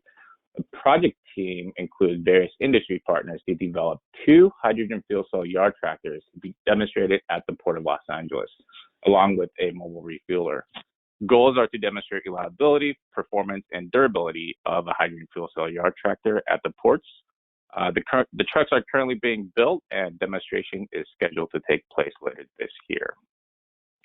The second project is more of an infrastructure project. It's H2 at Scale Hydrogen Refueling Demonstration, also known as H2 at Scale Texas and Beyond. The project is funded by the Department of Energy and led by Frontier Energy. The project includes major industry partners to co-locate multiple hydrogen generation pathways using electrolyzer and renewable natural gas with steam methane reformer for multiple hydrogen use applications like powering a data center and hydrogen for a fleet of Toyota Mirais. The project is currently under development, and demonstration will be located at the University of Texas, Austin. Their project is a hydrogen drone demonstration. We are working with Gas Technology Institute and Doosan Mobility Innovations to demonstrate a hydrogen drone for commercial applications like pipeline inspection and package delivery. The drone has a lot of benefits over its battery counterpart. It can fly for over 2 hours and refill in less than 5 minutes. The exciting part is also researching the safety and infrastructure components to look at how to effectively provide fuel for these drones using the public hydrogen stations in California. The last project is more of an early stage research. It's metal hydride composite hydrogen storage for heavy duty truck development. This is exciting because we're looking at different material compositions to replace high pressure hydrogen gas storage on heavy duty fuel cell electric trucks. Research is being conducted by Sandia National Lab to create a low pressure hydrogen tank that increases reliability and reduces compression costs for fuel cell electric heavy duty trucks. The research started early this year, and we're hoping to get some great results as the research progresses. Now, before I go into some of the details, I'd like to cover the research and development and demonstration process and how an idea becomes a project. The RD&D process starts with the ideation phase. This is where we connect with our external network and partners like research consortia, public agencies, industry partners, and academia to brainstorm ideas and technologies that help the transportation sector meet its goals. During this phase, we also make sure the idea meets certain criteria like technical feasibility, strategic fit, commercialization potential, customer benefit, equity, and among others. Once the idea meets these criteria, we create a project concept form. The project concept form is a short memo created to help communicate the idea and present it to our project concept review committee. The project concept review committee, which consists of different groups within SoCalGas, help vet the project to ensure it's a sound idea and meets our project criteria. And if the idea is missing anything or the committee has any questions we can't answer, we go back to the project team to make sure we have these items addressed, and we'll review with the committee again. If the committee agrees to move forward with the project, we'll go back to the research team to define the scope of work, milestones, budget, and deliverables. And once we have all these in place, we'll submit the project through our internal process to execute the contract. And after the contract is executed, we schedule a kickoff meeting with the project team, set a cadence of recurring meetings to review project milestones and project updates until the project is completed. And once the project is completed, we share the results of the project with the public through publications, workshops, press releases, or demonstrations. And we share that with the research community and the industry.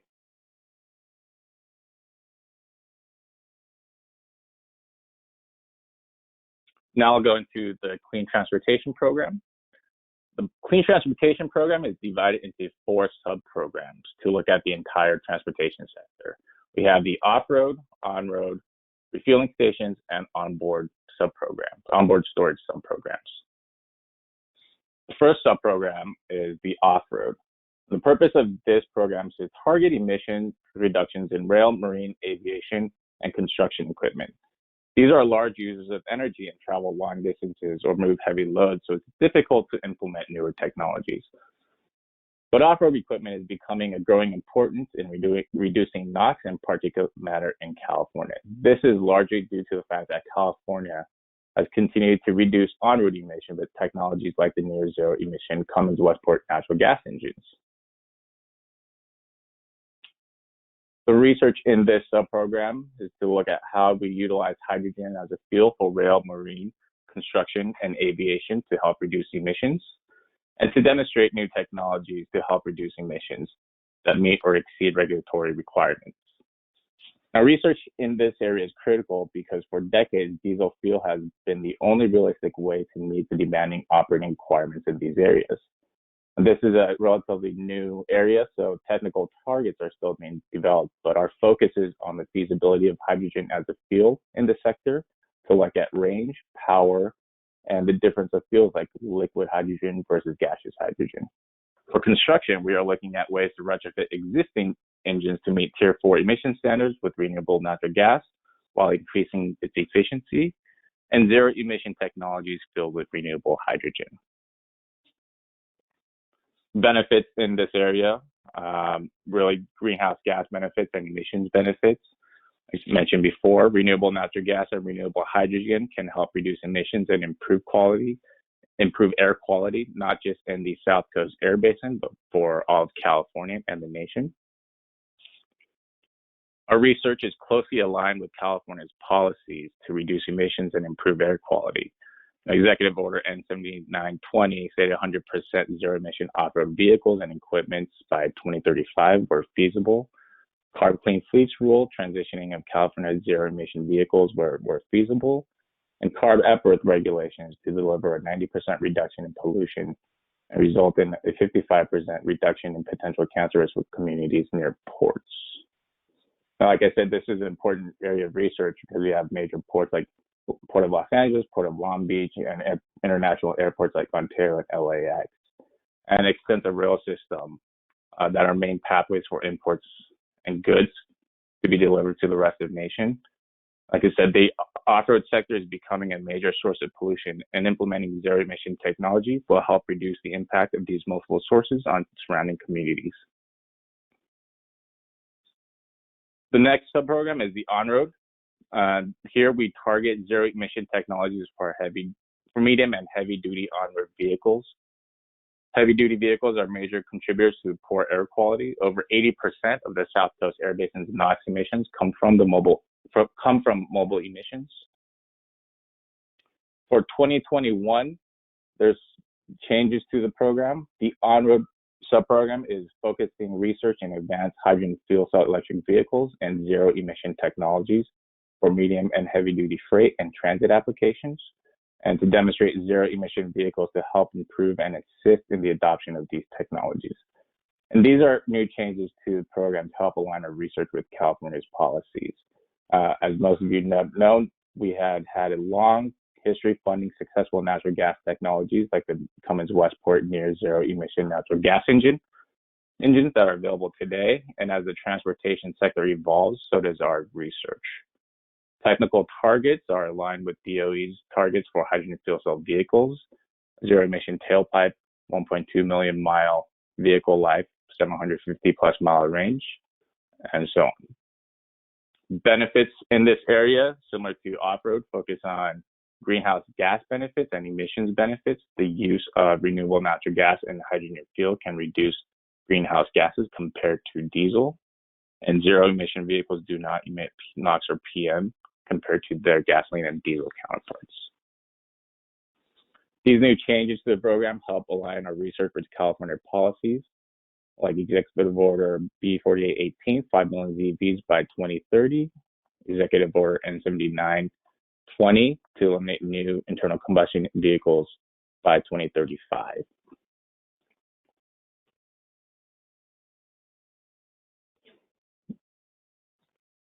Now, the third program is refueling stations. We understand that it's not just the vehicles that reduce emissions, but also the infrastructure to support it. In this area, we look at advancing technologies at refueling stations to improve fueling for near zero and zero emission vehicles, to make them safer, more efficient, and affordable, and how to connect the off-road and on-road sector together. Technical targets for natural gas refueling, we look at full fill technologies during the fast fill process so fleets can refill faster and ensure a full fill. For hydrogen, the DOE has set forth these technical targets for the industry to reach: $4 per gasoline gallon equivalent dispense hydrogen at the pump, 3 to 5 minute hydrogen system fill time, 10 kilogram minute hydrogen fill rate, 5,000 hydrogen storage system life cycle, and $8 per kilogram hydrogen storage system cost. Benefits in the refueling station, cost savings benefits for optimizing refueling stations can decrease needed power for compressors and other equipment to reduce costs, and reliability to help reduce our dependence on foreign oil since it is domestically produced. Hydrogen mobility infrastructure is critical to ensure a zero emission future. California is pushing to expand the current 46 hydrogen stations currently available in the state to 200 by 2025. Noted as the Executive Order B4818. This sub-program is important to ensure customers have a safe, convenient, reliable, high-quality, low-cost fueling experience. Now, the fourth program is onboard storage. And we look at ways to increase the range of these zero-emission vehicles to alleviate range anxiety for drivers and fleets, and how to reduce the size, weight, and cost of onboard storage tanks to make near zero and zero emission transportation technologies available for everyone. For CNG and renewable natural gas, we look at low pressure and conformable storage tanks and full fill technology. For hydrogen, the Department of Energy set forth technical targets for hydrogen storage, similar to what showed before: 5,000 storage system cycle life, 11,000 pressurized storage system cycle life, $8 per kilogram hydrogen storage system costs, and we look at 700 bar versus 350 bar hydrogen storage tanks. Benefits in this sub-program, cost-saving benefits: low pressure storage tanks require less compression and power needed to operate, and advanced onboard tanks help decrease costs. Safety: advanced materials can help store fuel at lower pressure and meet highest safety requirements of high pressure storage vessels. And reliability: low pressure and advanced onboard storage can provide greater cycle life and reduce required load on infrastructure. And this closely aligns with California's policies to increase the number of zero-emission vehicles by 2030, but also increasing the number of hydrogen fueling stations by 2035, and increasing the overall zero-emission vehicles in California by 2035. Investments in zero-emission transportation cannot be limited to electric cars. We need to look at multiple pathways, which include hydrogen, in order for California to reach its zero-emission goals. Hydrogen for medium and heavy-duty trucks for goods movement and transit can greatly benefit disadvantaged communities. For 2022, our proposed funding allocation, 30% for on-road, 30% for off-road, 20% for refueling stations, and 20% for onboard storage, for a total of $2.2 million. Now I'll open up the discussion for feedback, and here are some questions. John, I'll turn it over to you. Great, thank you, Michael. And yeah, we have some time now for Q&A. So please, as always, put your questions into the question box. You can enter them there, or you can raise your hand in the control panel as well, and we will get to your questions. And so briefly, I will read the areas we would like feedback here. So first area is, are there technologies or research areas currently missing? What areas can renewable natural gas and renewable hydrogen transportation technologies make the biggest impact?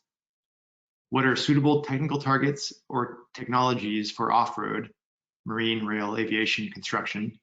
And what areas of research do we need to focus on to meet the California transportation decarbonization goals?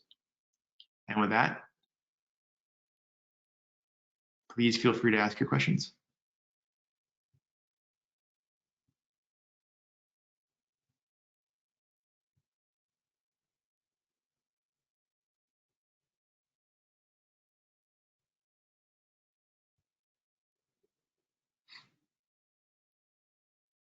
I will change presenting over to me.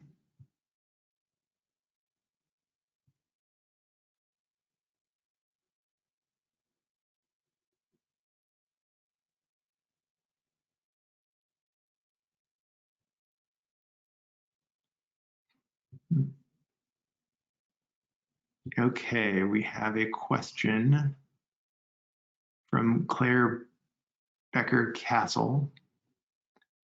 Does any SoCalGas proposed research look at technology issues associated with repurposing existing CNG stations as hydrogen stations?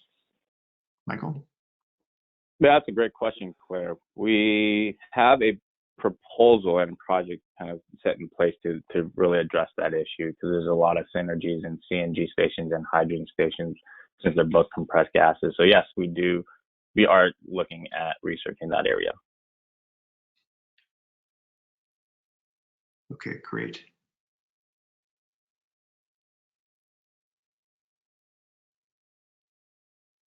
We have about 10 minutes left for questions. So again, please feel free to put them in the question box in the control panel or raise your hand.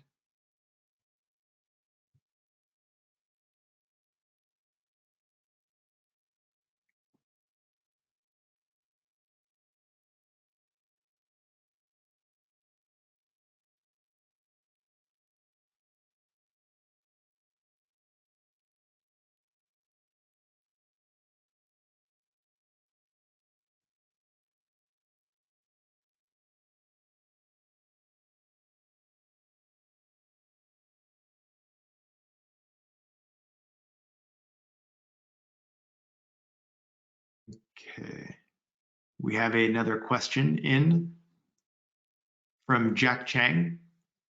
What is the feasibility of using RNG in CNG transportation applications? What are potential obstacles? There really aren't any obstacles. So RNG is a pipeline grade gas that is similar to conventional gas. It's just the way it's created. It's using feedstock or biogas. So there's actually a lot of greenhouse gas benefits when using RNG. Yeah, if I can just add, thanks to the low carbon fuel standard program, almost, the vast majority of CNG used for transportation applications is renewable natural gas in California right now.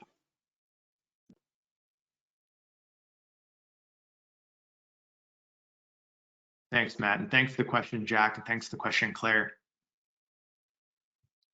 Oh, and then Jack has a follow-up. Are there still supply issues, however? For the transportation industry, no. All of Clean Energy and SoCalGas public stations are 100% renewable natural gas.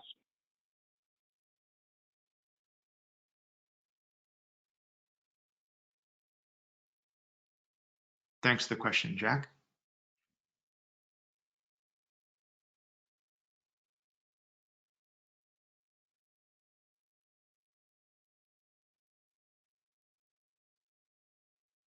All right, we definitely have some time left for questions, so please feel free to put them into the question box or into raise your hand.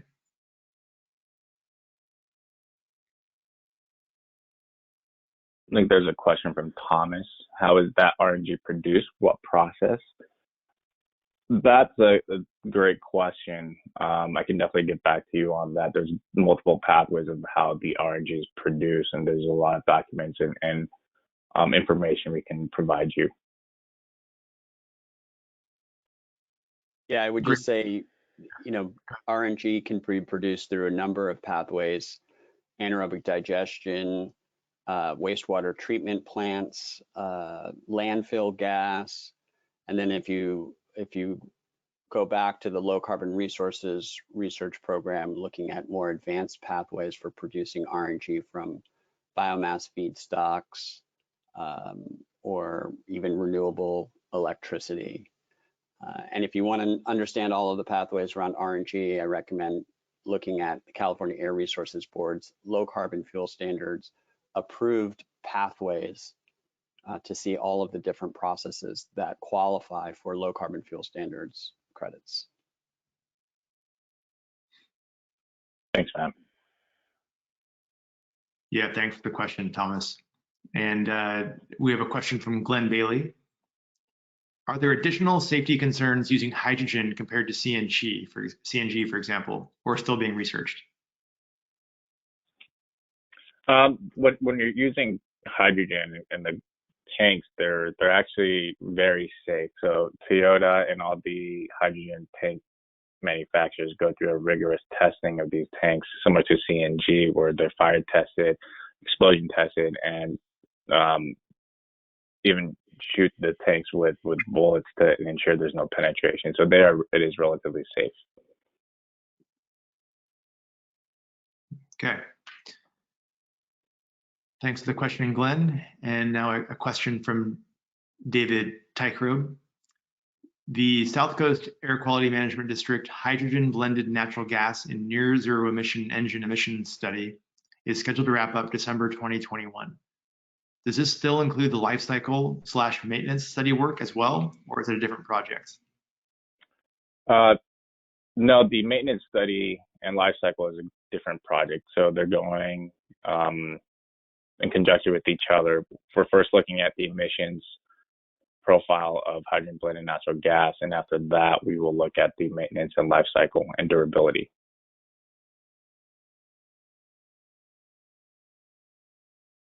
Okay.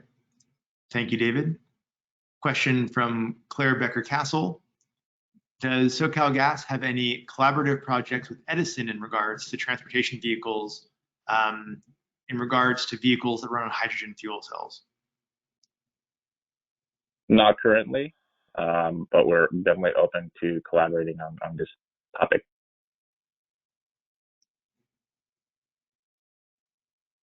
Thanks for the question, Claire. Okay, we have 4 minutes or so left for any last questions. Oh, here we go. Follow-up from Claire. Could hydrogen fuel cell technology be used on residential vehicles? It can, and it is. There's 3 manufacturers that provide hydrogen fuel cell vehicles. One is the Toyota Mirai, which they just came out for the new model for 2021. Second is the hydrogen fuel cell Clarity, which I believe you can still lease from Honda. And the third one is an SUV from Hyundai called the Nexo. You have 2 versions of that which you can lease, and they're all residential vehicles or consumer vehicles that you can lease or purchase today. Thank you, Michael. Okay, I'll read a comment from Paul Sanstead. Just a comment, California's transportation decarbonization goals would be best served by fueling vehicle applications with RNG, as it offers the lowest life cycle carbon intensity of any other vehicle fuel available today, including renewable electric, due to its carbon negative potential. Thank you, Paul, for the comment.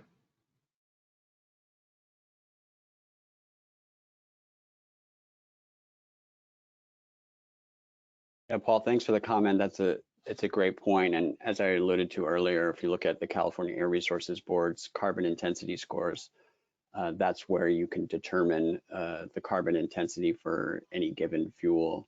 And RNG does come in on a number of pathways with a negative carbon intensity.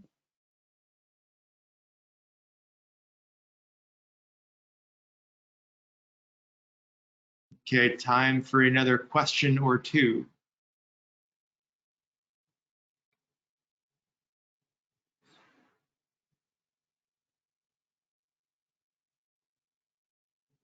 Thank you everyone so far for the great questions and comments.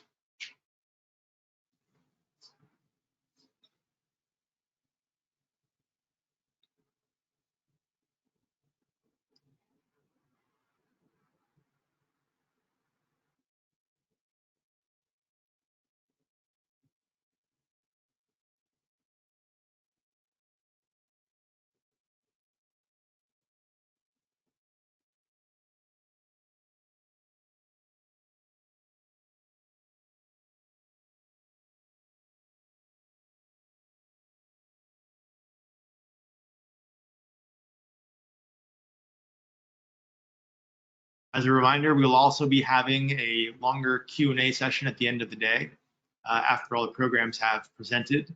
So you can also participate in that question and answer session as well. 2 more minutes and then we will transition to the next section. Please feel free to put your questions in the question box or raise your hand and we will call on you.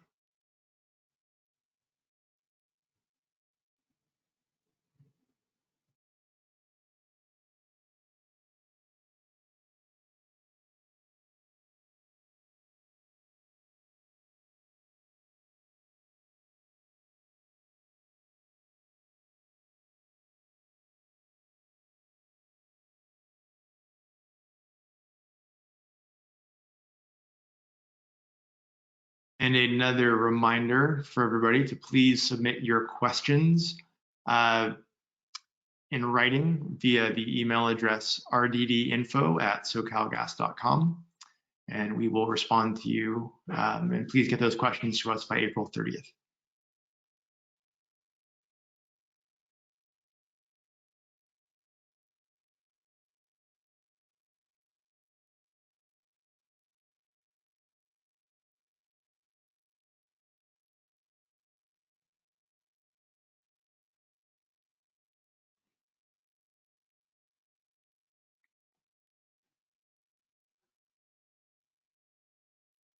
Any last questions from anybody?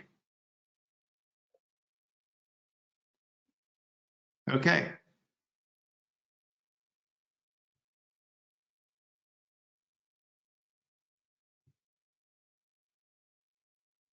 With that, thank you everybody for your questions and comments, and we will proceed on.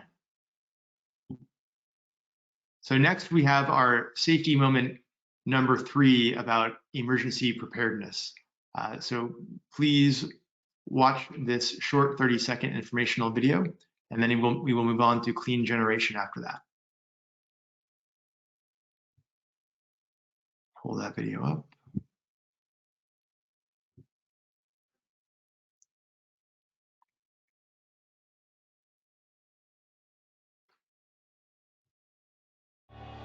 You never want to wake up to an earthquake, but at least we were prepared. We put together a kit of emergency supplies, like water, food, and first aid. And we had a professional secure our water heater. We also put the proper wrench near our natural gas meter shutoff, so we always know where it is. It was a relief to see that Bill and Maria were also safe. We look after each other. They're not just our neighbors, they're friends. Be prepared. Your safety matters.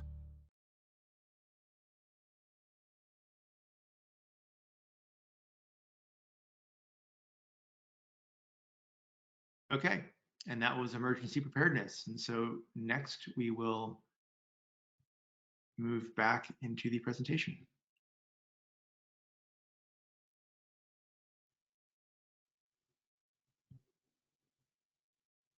Okay, next section of the day will be Clean Generation by Jeff Chase. I will turn control over to Jeff Chase.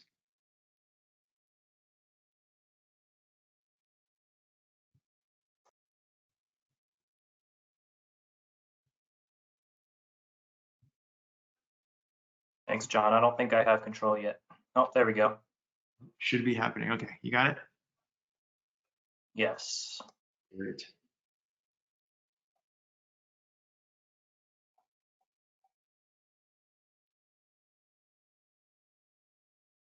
All right. Let's see. Okay. All right. Good morning, everyone. Thanks for tuning in. My name is Jeffrey Chase, and I manage the RD&D program for Clean Generation. We'll get into the details, but just to clarify, when we say clean generation, we're talking about power generation, not gas generation, which is what Paul discussed earlier. Over the next little while, I will introduce you to the Clean Generation program, highlight a few projects, discuss our project approval process, and review the sub-programs and research areas that make up the Clean Generation program. We will wrap things up with our proposed 2022 funding allocations and then open the virtual floor to questions. After that, John will release us to lunch. So let's go ahead and get started. So what is the purpose of the Clean Generation program? The Clean Generation RD&D program focuses on supporting the development and demonstration of high efficiency, low emissions power generation technologies for the commercial, industrial, and residential market segments. The goals of the program are to improve energy reliability and resiliency, reduce emissions of distributed generation technologies, reduce customer cost, and improve DG integration and microgrid controls. And now I will highlight a few exciting projects in this program to give you all a little taste of the types of projects we work on. The first project is the Mainspring Energy Linear Power Generator demonstration, which is actually the second CEC-funded Mainspring project we have participated in. The first project covered the system development and testing, and the current phase involves a field demonstration of the technology at a grocery store in Colton, California, which is a designated disadvantaged community. The photo to the right is of the actual installation behind that grocery store. The demonstration will showcase the ability for Mainspring's novel linear power generator technology to provide resilient, efficient, low emissions power at a low cost. The next project is the Noble Thermodynamic Systems Argon Power Cycle CHP development, which has received funding from DOE. The Argon Power Cycle, which was developed at UC Berkeley, uses argon as the working fluid in a closed loop.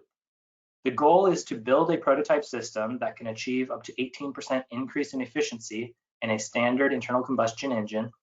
In addition to the efficiency gains, CO2 and NOx emissions are inherently eliminated due to the closed loop system design. The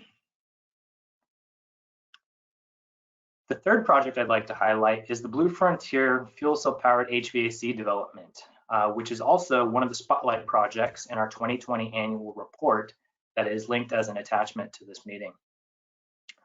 The project is being executed by Blue Frontier in collaboration with the National Renewable Energy Lab, who is helping with development of the desiccant and will be testing the prototype.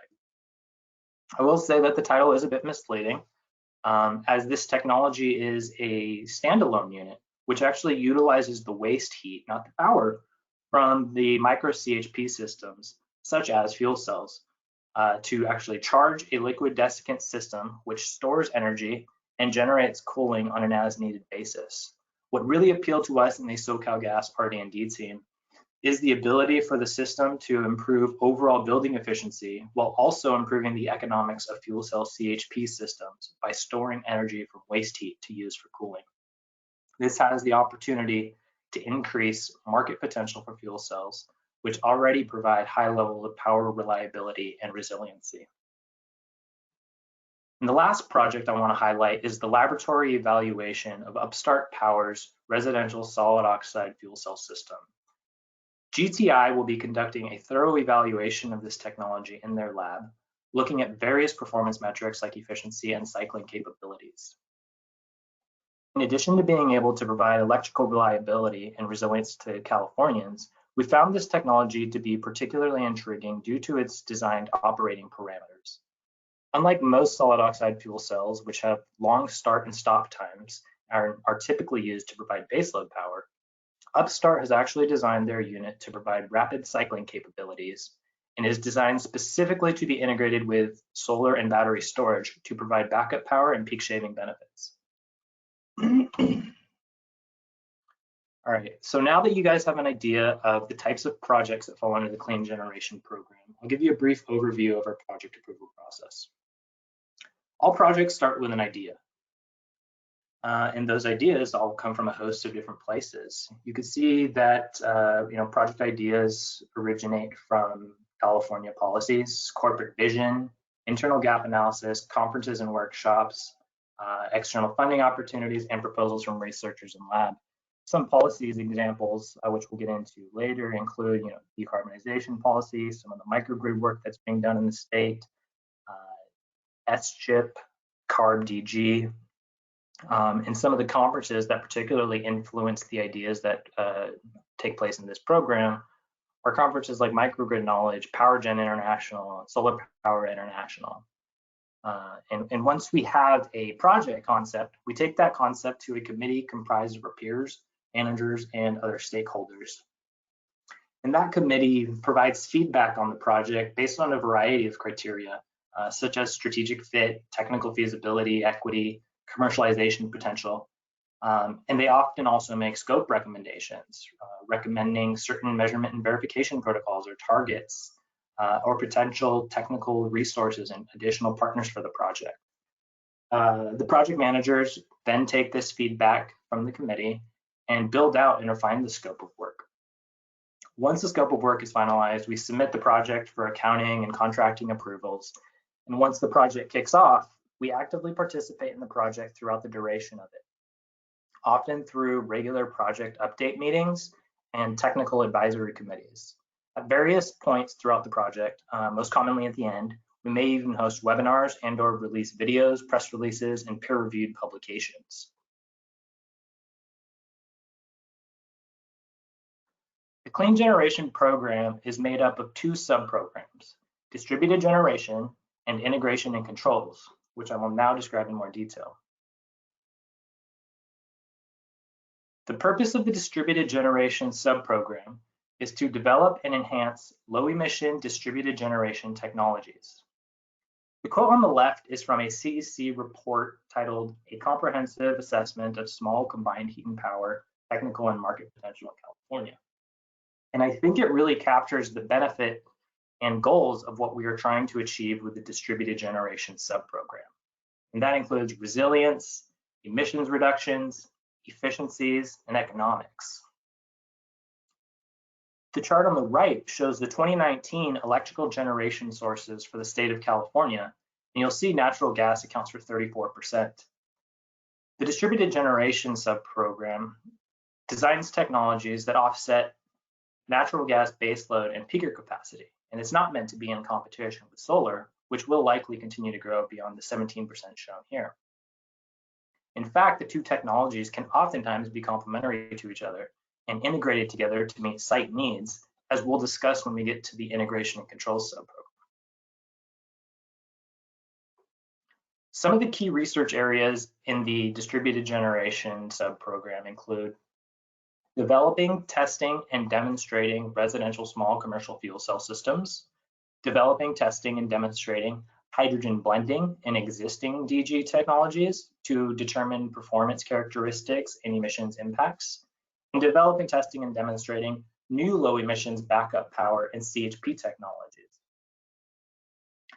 As for the technical targets in this space, the chart you see here is from the CARB DG certification standard, which is more or less the gatekeeper for new technologies in this area. If we're considering a new generation technology, one of the things we ask manufacturers and researchers is generally the ability to meet these standards. We also set up our lab testing and demonstration projects to evaluate systems specifically against these targets. Beyond these CARB DG standards, there's also fuel cell specific targets that have been identified by the DOE, which cover efficiency, cost, noise, and several other parameters for fuel cell systems of varying sizes and purposes, such as less than 25 kilowatts, greater than 25 kilowatts, CHP versus backup, etc. And then you also have some technical targets associated with incentives such as SGIP.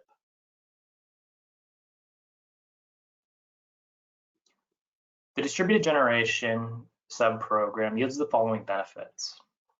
Two in particular that I would like to highlight are reliability and emissions. Distributed generation systems provide highly reliable and resilient electricity to customers. And as I mentioned previously, a lot of the work that we're doing specifically targets lowering or eliminating emissions through utilization of fuel cell technology and hydrogen integration.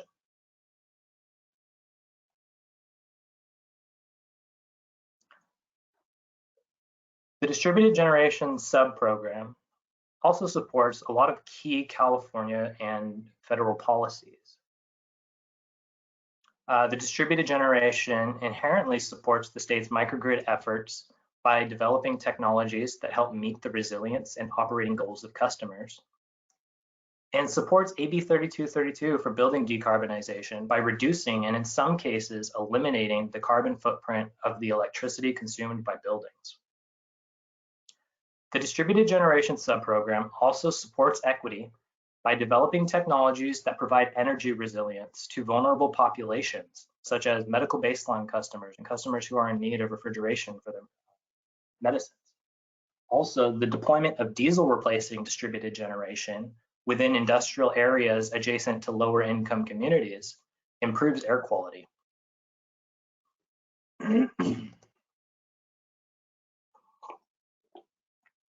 All right, on to the second subprogram, and that is integration and controls. The purpose of the integration and controls subprogram is to develop and enhance technologies and control systems that integrate distributed generation resources and thermal loads. The quote you see here was originally included as a bit of a joke, but if you've ever attended a microgrid event or a webinar, you have most likely heard it, and I apologize if you're tired of hearing it. But we included it because it really is the driving factor behind this subprogram. It points to the fact that microgrids are custom projects that require expensive engineering design, leading to often prohibitive costs. So the goal of the subprogram is really to remove some of those barriers that make installation costs so high, making resilience easier to achieve for customers.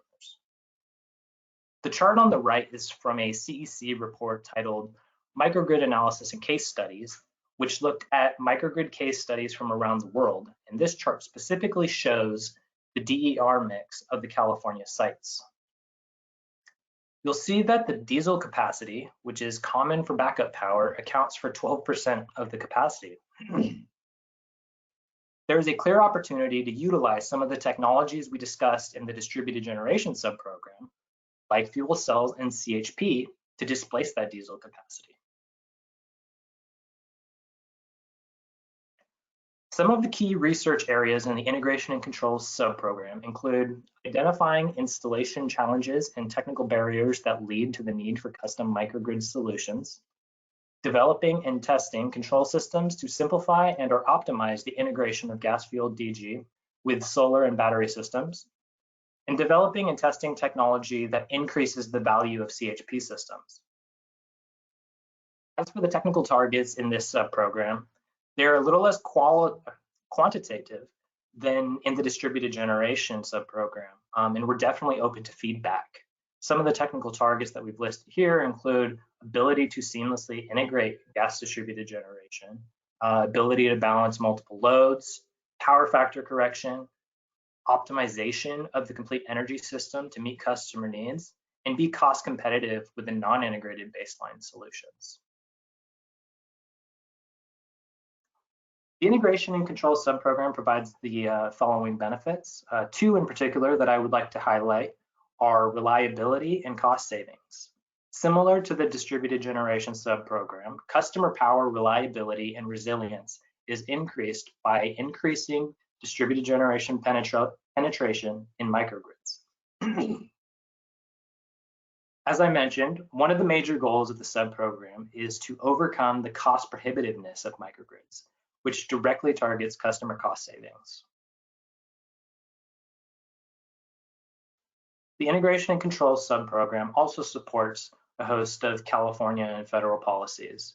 It inherently supports the state's microgrid efforts by developing technologies that help make microgrid adoption easier.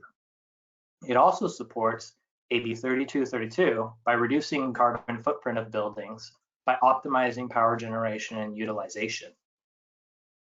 The integration and control subprogram supports equity by simplifying and standardizing distributed generation integration, which makes resilience and energy efficiency more affordable. Also, by simplifying the integration of clean generation technologies, the use of cheaper but dirtier forms of backup generation, like diesel, decreases, resulting in improved air quality in disadvantaged communities. For 2022, we are proposing to allocate about $1.6 million to clean generation projects, and that's split evenly between the two subprograms.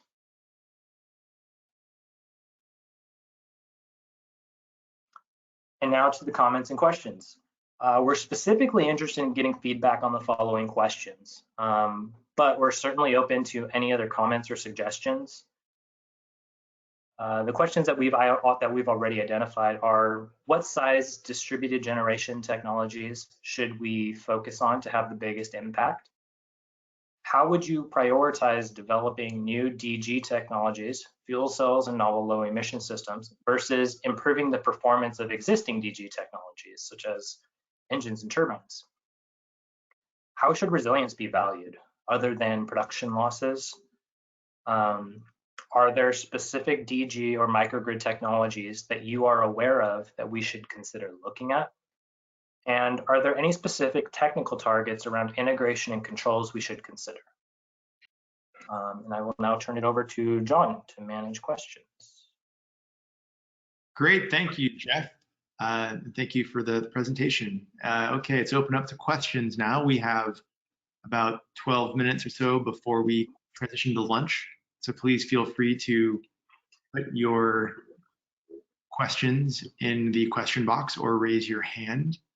And as a reminder, you are free to email your questions to rddinfo@socalgas.com by April 30th, and the team will get back to you in writing as well.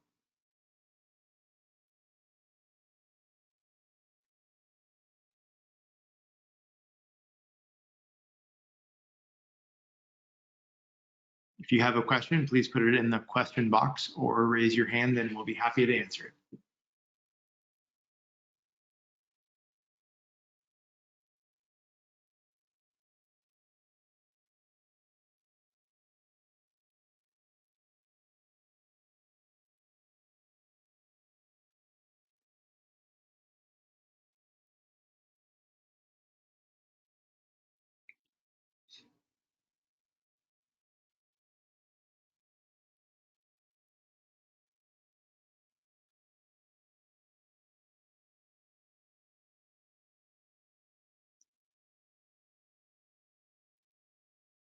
Okay, no questions so far, but please don't be shy. If you have a question or a comment, please feel free to enter it into the question box in the GoToWebinar control panel, or you can raise your hand and we will call on you. And any questions that we don't get to, we will address at the end of the day in the dedicated Q&A session. And again, you can also email questions to rddinfo@socalgas.com, and the team will reply to you if you get them their question. If you get them your question by April 30th. Okay, we have a couple questions that have come in. From Jamie Ormond. Regarding specific area 2, are there big fuel cell tech improvements on the horizon that we should know about?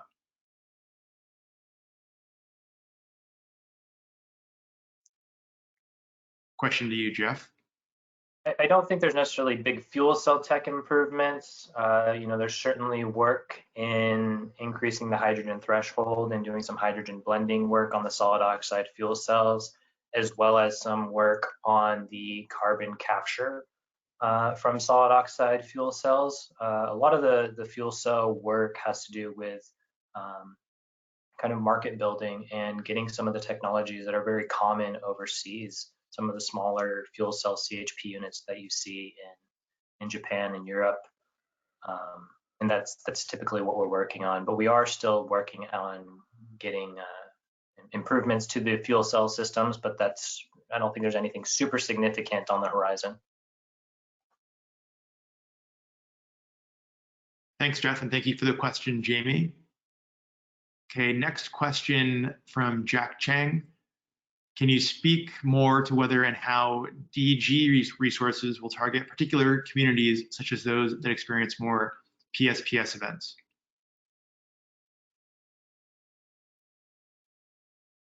Sure, so there's a lot of groups at the company that are dedicated to working on this, so I can only really speak from the RD&D perspective, but that is something that we're looking at, is developing technologies that work well for either prime power, so that backup power is not needed, or specifically targeting backup power, whether it's mobile or stationary, for those communities who experience frequent PSPS events. Thanks, Jeff. And then Jack followed up with, does that apply to low-income communities, or he says, or more low-income communities? Yeah, our hope is to develop technology that is affordable to all communities and will, be applicable across the board. We're definitely interested in hosting demonstrations in low-income communities, especially if they fall within Tier 2 and Tier 3 fire zones.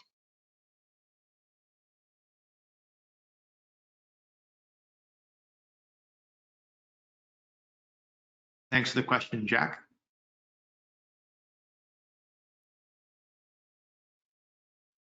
If anybody else has any questions or comments, please put them in the question box or raise your hand and we will call on you.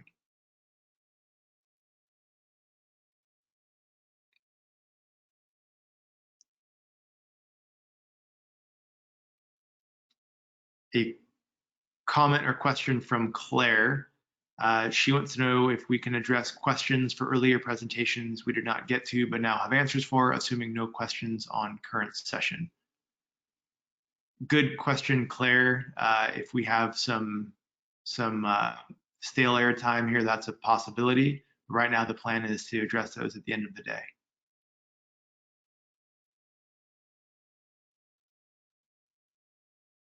And we have another question in from Norman Peterson. Is there any connection between the DERS RD&D that you presented and the DERS tariff, which was approved in D.15-10-049, and which was the subject of the 10-2020 SoCalGas petition for modification of D.15-10-049?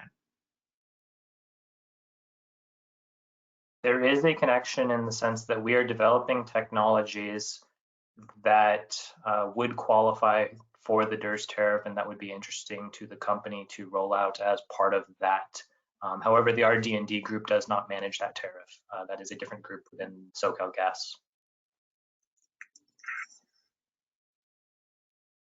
Thank you, Jeff. Thank you for the question, Norman.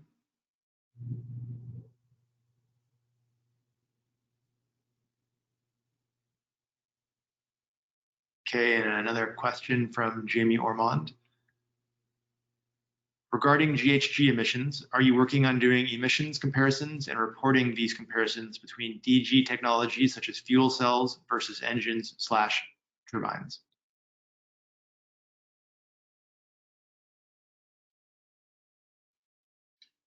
We are. I think we have at least one active project. This is something that we're interested in learning more about and comparing. A lot of the benefits from GHGs come from the higher efficiencies, but also when we're talking about fuel blending, that is something that we're looking at. Great, thanks, Jeff. And thank you for the question, Jamie.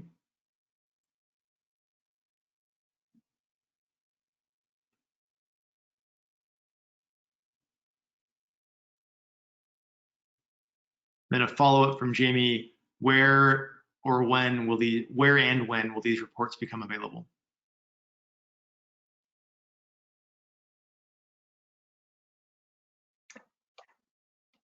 It depends on the timeline of the projects. If you look at the handouts at our 2020 annual report, you'll see a list of projects in this space, and any projects that may address this issue have start and end dates, and so reports would be released shortly after that. I'm not sure specifically to this question. We can get back to you on that.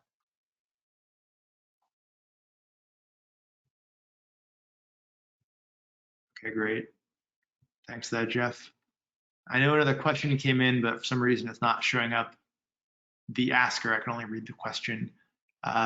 Where are the 2020 SoCalGas RD&D report and today's slides posted on the SoCalGas website?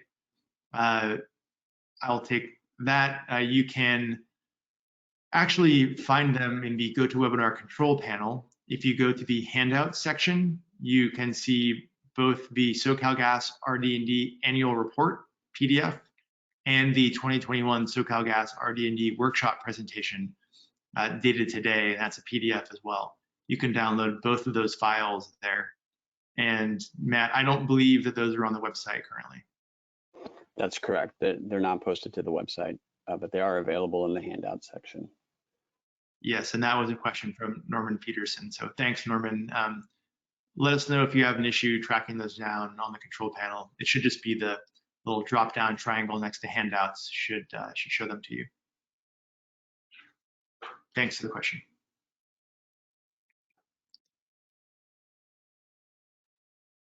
Just a few more minutes left before we break for lunch. Thanks again, everybody, for the questions. If you have something else you'd like to ask before the lunch break, please enter into the question box or raise your hand and we will call on you. And again, you can email questions to the team at rddinfo@socalgas.com. Please email your questions by April 30th and the team will respond in writing.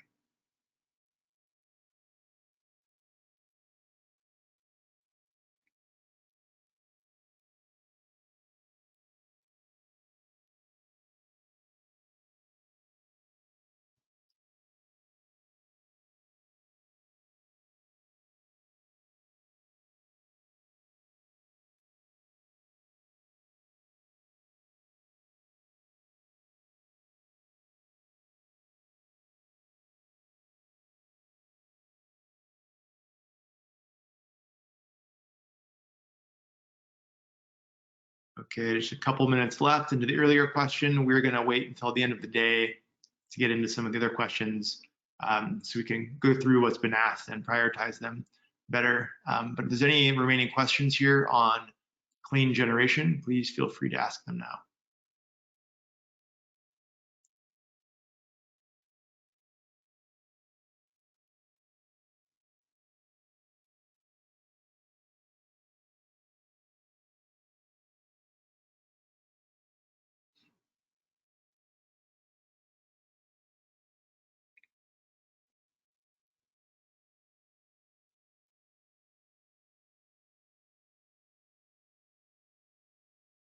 One minute for any last questions.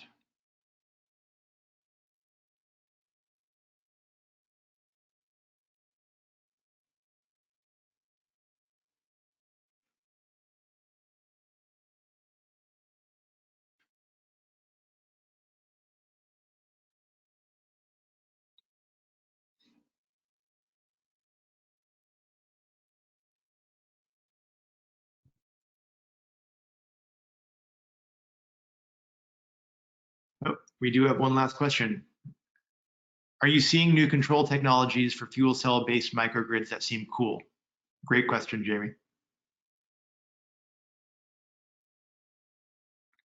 There's one that's pending. I don't think I can name at this point, but one in particular comes to mind that is compatible with fuel cell based microgrids, or actually nanogrids.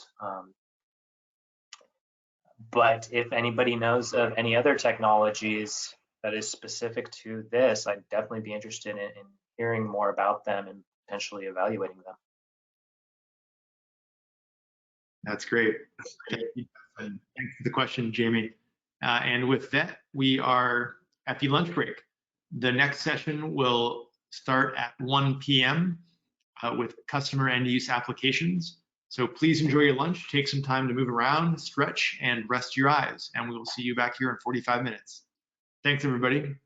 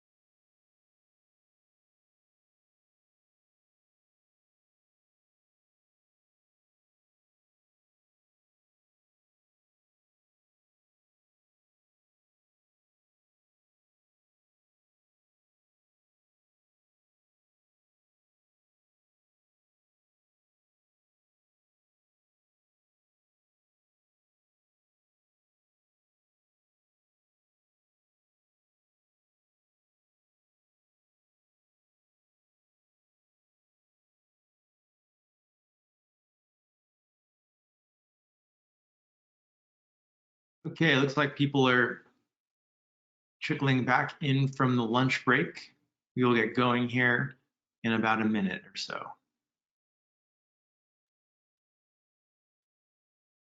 Up first, after lunch, we will have customer and use applications by Alan Long. We'll wait another minute or so here.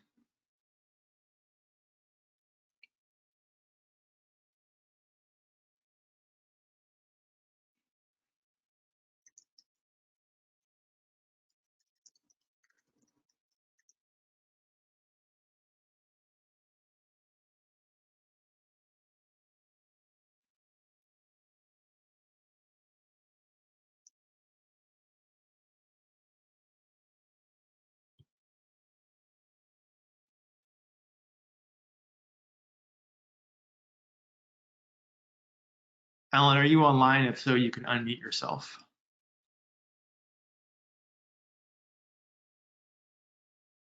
Hey, John, I'm here. Okay, great. I can hand over control to you now if you were ready for that. Okay. All right.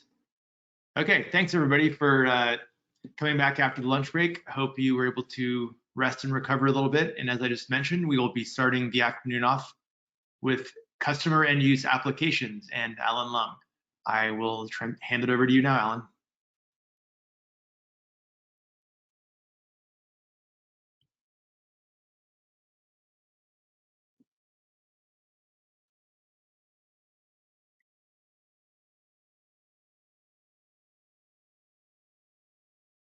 Okay, I can see your screen. Oh, I can see your screen.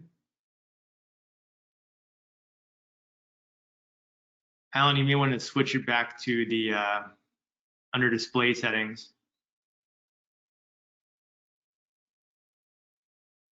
How does it look now? Is it on the presentation view? It is, but it's kind of small. Looks good to me. Looks good to you? Okay. Yep. Go ahead. Shall I get started? Go for it. Oh, there we go. Yep, all set now. Go for it. Good afternoon, everyone. My name is Alan Lung. Excuse me, let me turn off the fan. As I was saying, I am the project manager for the RD&D Customer End Use Applications program. I'm excited to share with you the details of my program, and there are 5 subprograms. We will be moving quickly, so please refer to the handout for more information.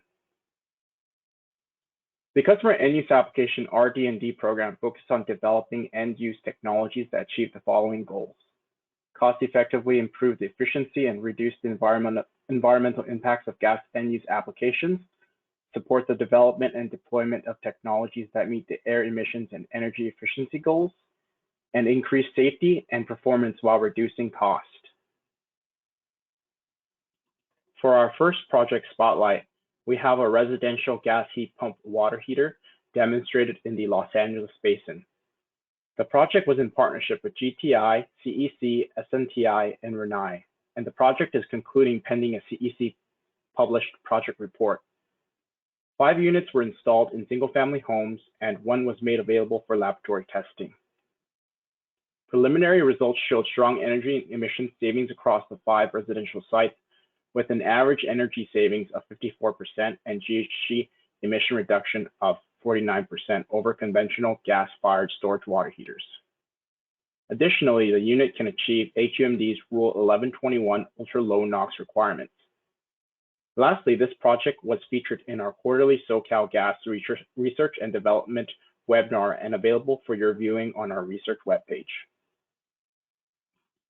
For our second project spotlight, an integrated ultra-low NOx gas heat pump system for water heating and space cooling was demonstrated at 2 full-service restaurants in Los Angeles basin as well.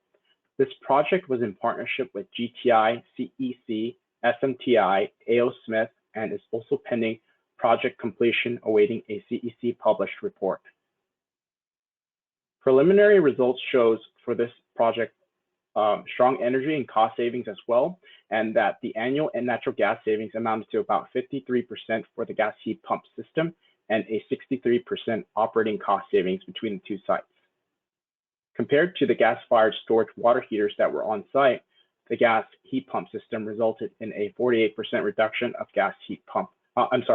GHG emissions. The contractors and business owners who were involved with the project expressed a strong interest in this new technology class and highlighted the system's reliability in maintaining hot water demand and its supplemental cooling as quite amazing.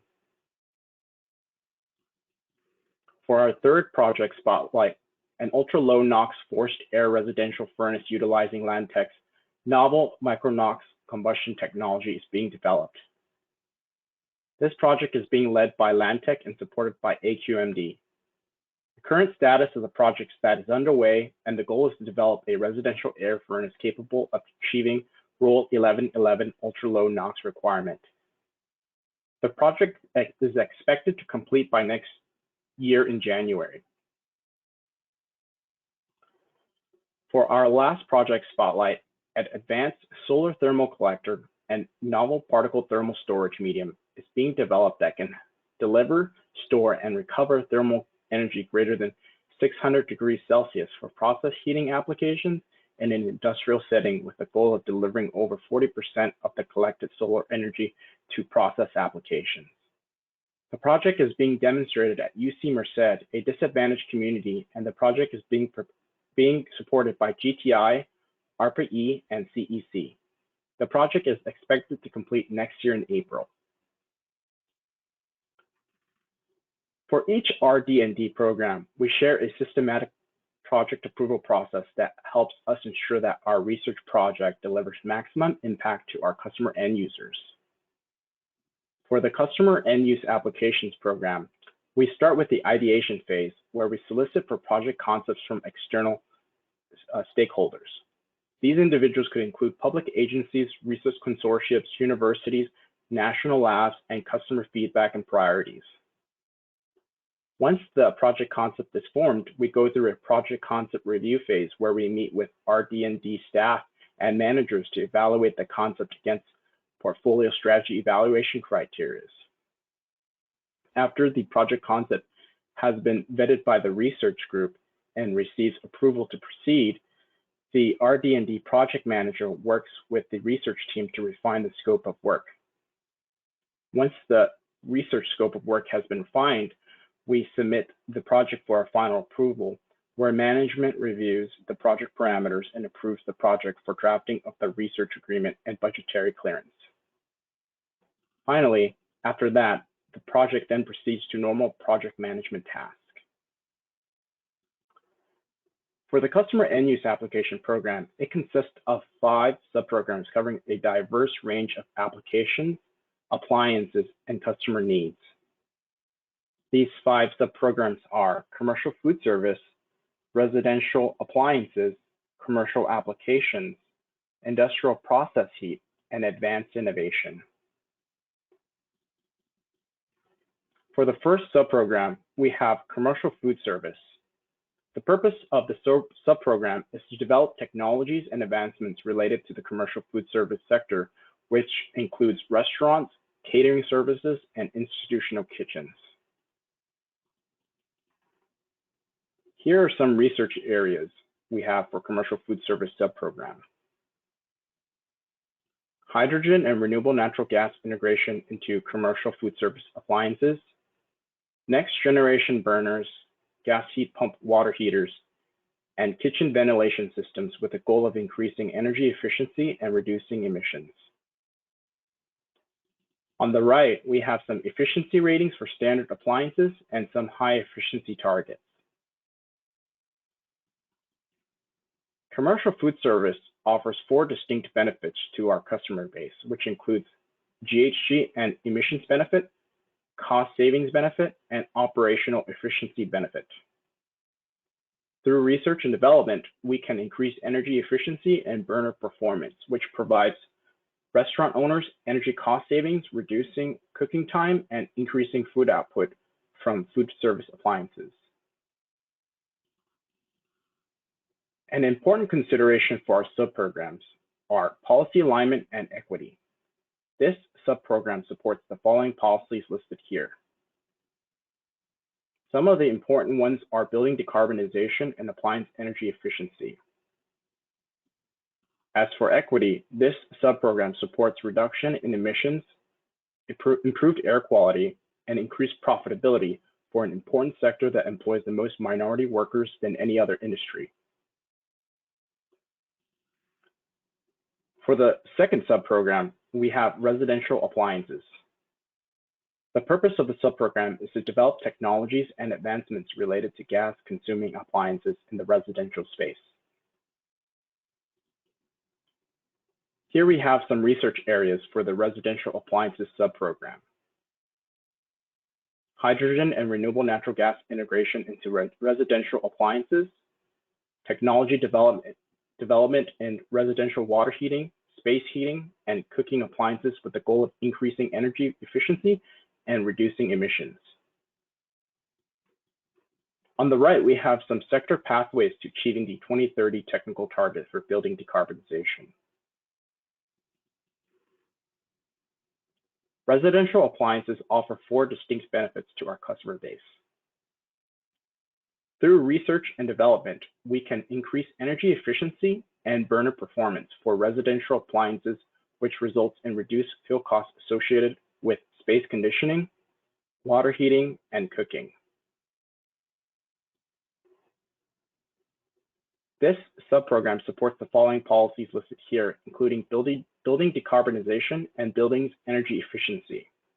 And as for equity, this subprogram supports high energy efficiency appliances that will make the introduction of hydrogen feasible and ensure that clean energy is affordable and equitable.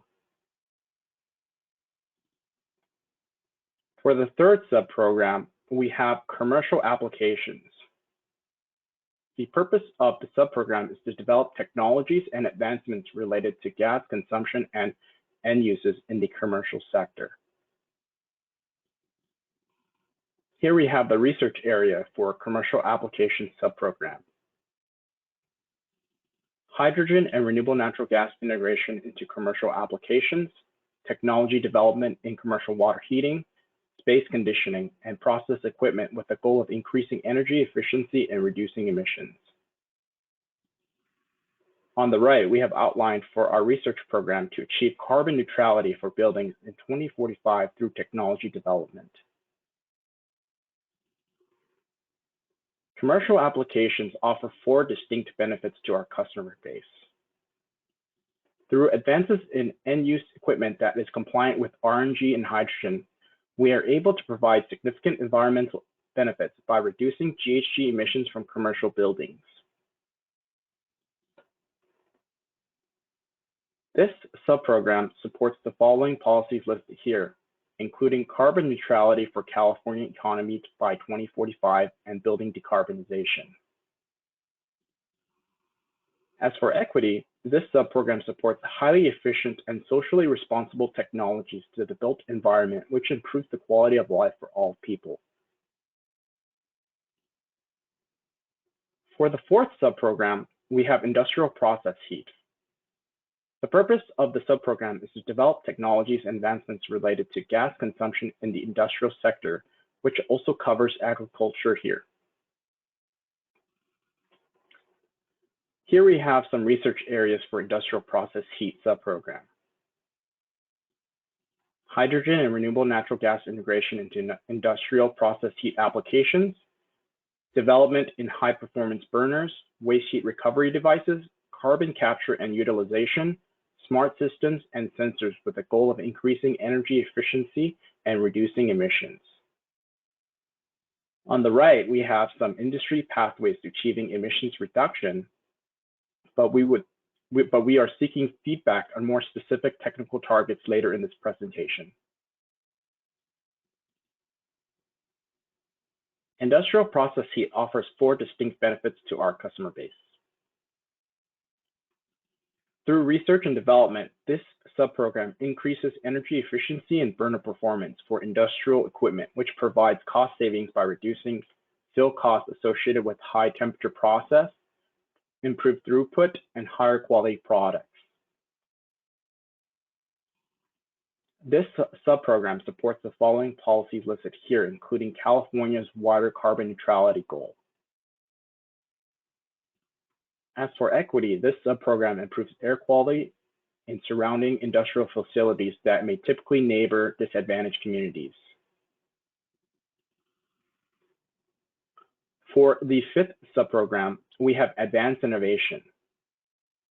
The purpose of the subprogram is to develop technologies and advancements that some would consider unique and non-traditional that would improve energy efficiency and decrease emission. Here we have some research areas for advanced innovation subprogram. Smart technology, advanced construction technologies, and building materials, and assessing new innovation like machine learning or augmented reality.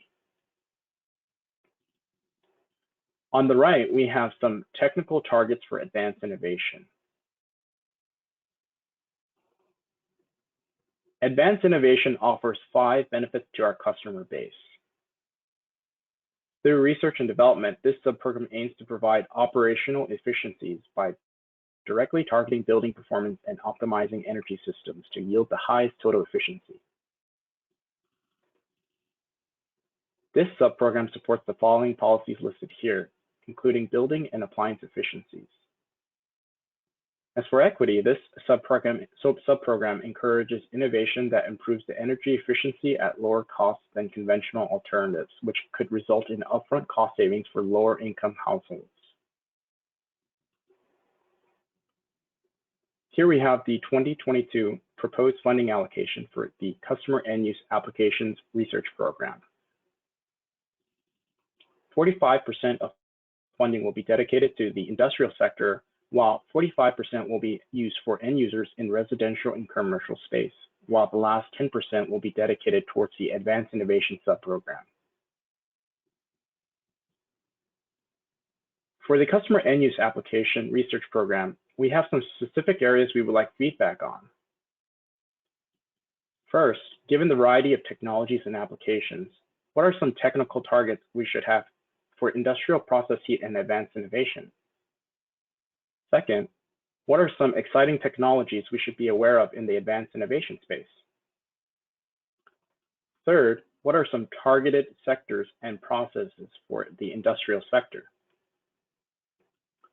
Fourth, how should we position our research priorities due to the impact of the pandemic? Fifth and last, are there sector processes or applications that our research program should avoid? Thank you for your attention today. I'd like to open it up for questions, and I'll turn it over to John to coordinate that. Thank you. Thanks, Alan. Great job. And thank you to everybody who can send in some questions. Again, please put your questions into the question area on the GoToWebinar control panel. You can also raise your hand as an attendee and we can call on you. Reminder that at the end of the day, we will have a 30-minute session dedicated to Q&A. So if you ask something that we don't get to now, we will answer it at the end of the day. We also will allow folks who would like to email questions to rddinfo@socalgas.com. If you get those questions to us by April 30th, the team will respond in written response form. So for now, please submit your questions and we will answer them. Okay, so Alan, the first question in here from Brandon Iglesias. Would your team be interested in collaborating with our team at Reactwell to further mature a renewable natural gas working electrode based on a carbon nanospike? If so, what is the best way to engage?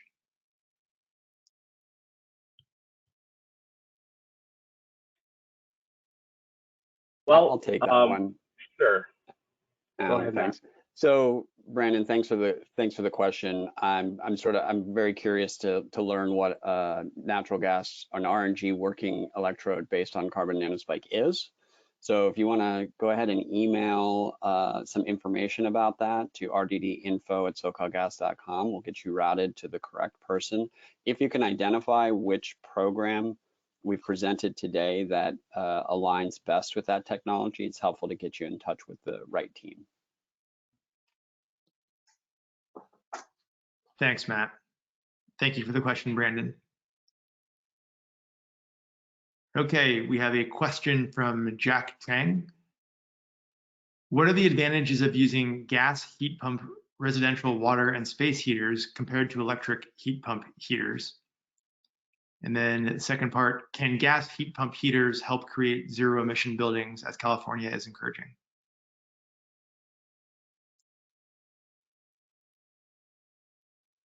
Thank you for the question.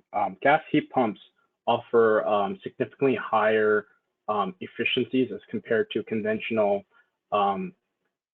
gas technologies in space heating and cooling.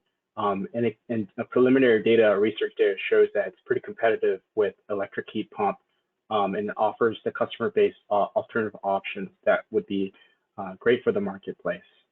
What was the second question?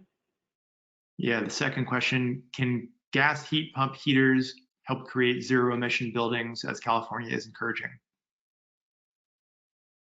I believe that it would definitely help California achieve that net zero building target.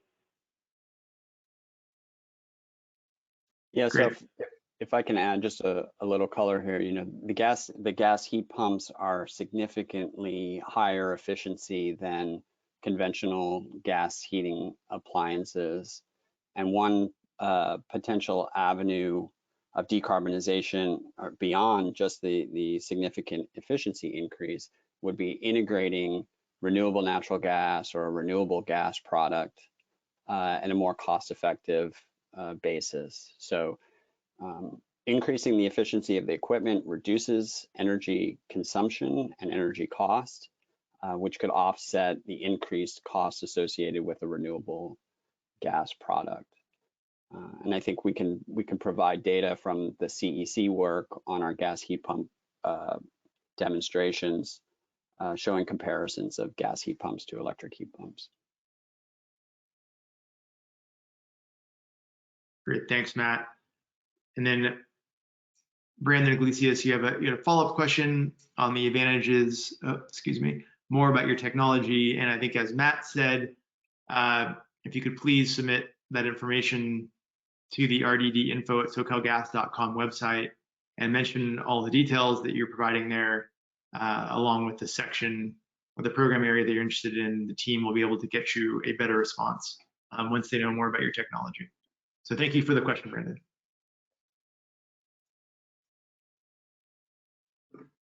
Okay, next question from Dina Haynes.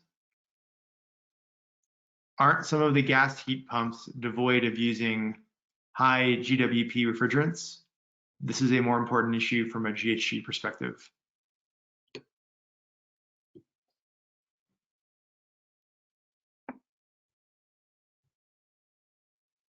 Yeah, I can take this one. This is Matt. Deanna, yeah, thanks for the comment. And this is an important note to make. So typical electric heat pump systems do use high GWP or global warming potential refrigerants. And most of the gas heat pump technologies that we are investigating use refrigerants with zero global warming potential. So if those refrigerants, if high GWP refrigerants escape into the atmosphere, they can have a significant GHG impact, whereas the gas heat pump technologies don't have that risk.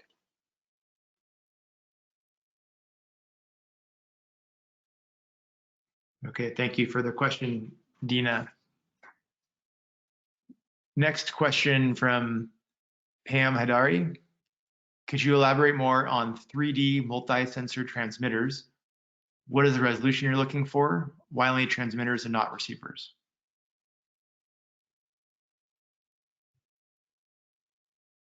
It's a good question. We aren't looking specifically at multi-sensor transmitters for a particular research application at this point. The Advanced Innovation Subprogram is sort of a catch-all for new and interesting technologies, and we included those multi-sensor transmitters as an example of a new technology that might fall under the Advanced Innovation Subprogram. We're interested in how could we use that kind of technology in an energy efficiency or building decarbonization play, thinking about virtual reality or augmented reality, and maybe as a training technique or building analysis technique or technology. So I hope that answers the question. Thanks, Matt, and thanks for the question, Pam. Brandon, to your next question, yes, and I tried answering it in the chat. I'm not sure where that goes when I hit enter. So in case my answer didn't come through, the email address is rddinfo@SoCalGas.com. Thanks for asking for clarity. Okay, we have about 5 minutes left before we move to gas operations. Please feel free to put your questions in the question box or raise your hand and we will call on you.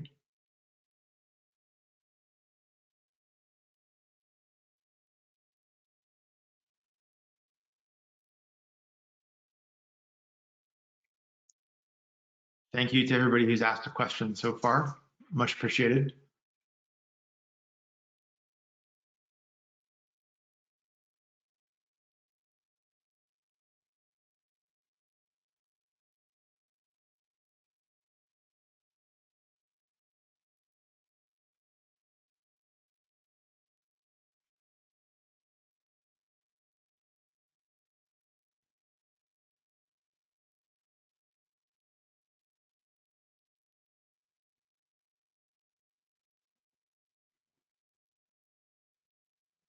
Okay, we have a question in from Thomas Harris. Would SoCalGas be interested in renewable ethanol production for homes that can't install gas?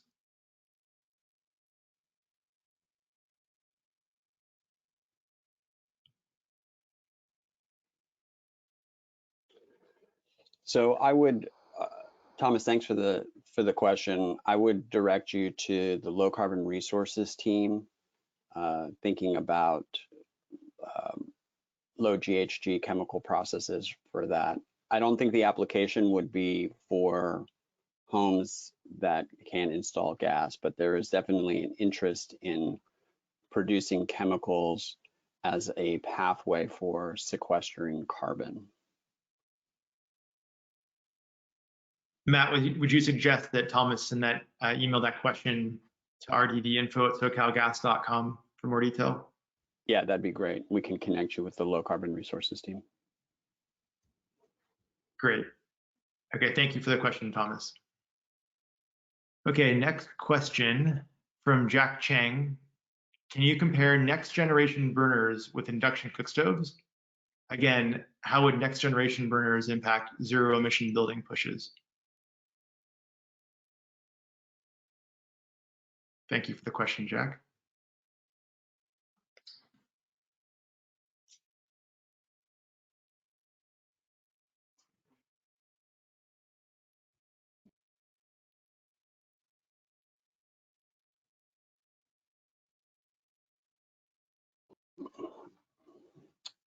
So I don't think we would compare next generation burners directly with induction cook stoves, but how can these burners impact near zero emission building pushes? The next generation burners are typically more focused on air quality emissions and can be provided across a number of applications, so not just residential. And would be focused on reducing NOx emissions. And again, I think that would be coupled with, with the perspective of meeting zero emission buildings. It would be in relation to utilizing renewable natural gas or renewable hydrogen as a fuel source. Thanks, Matt. Thanks for the question, Jack. Okay, time for one last question. What research is SoCalGas doing on the impact of hydrogen gas on burner tips for residential and commercial gas appliances as more hydrogen is in the gas. From Claire Becker-Castle. Thanks for the question.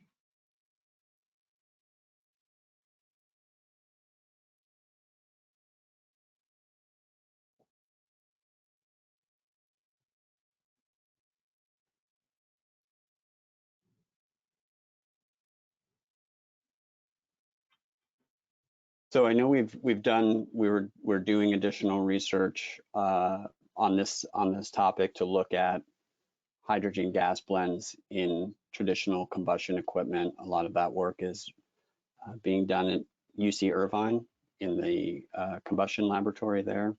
We also have the Energy Analysis Center within SoCalGas that has done some research on its own around the impacts of hydrogen blends on end-use equipment.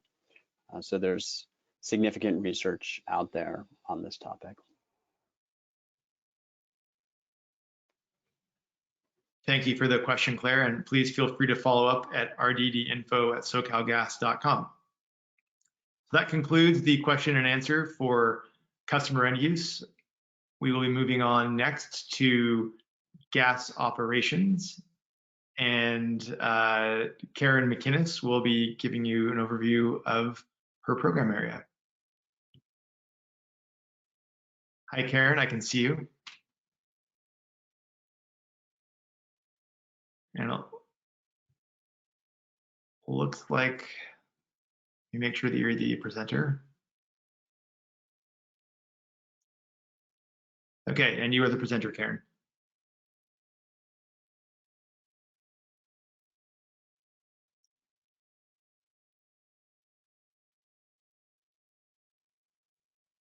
Karen, you'll want to switch your display settings to show the main page.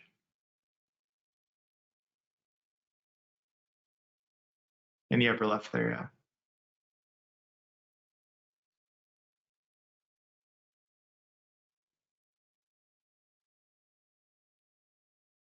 And Karen, we can't hear you if you're speaking.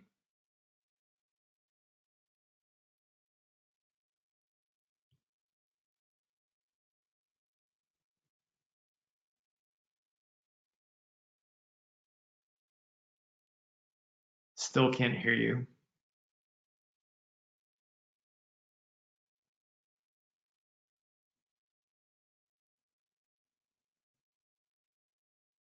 How about now?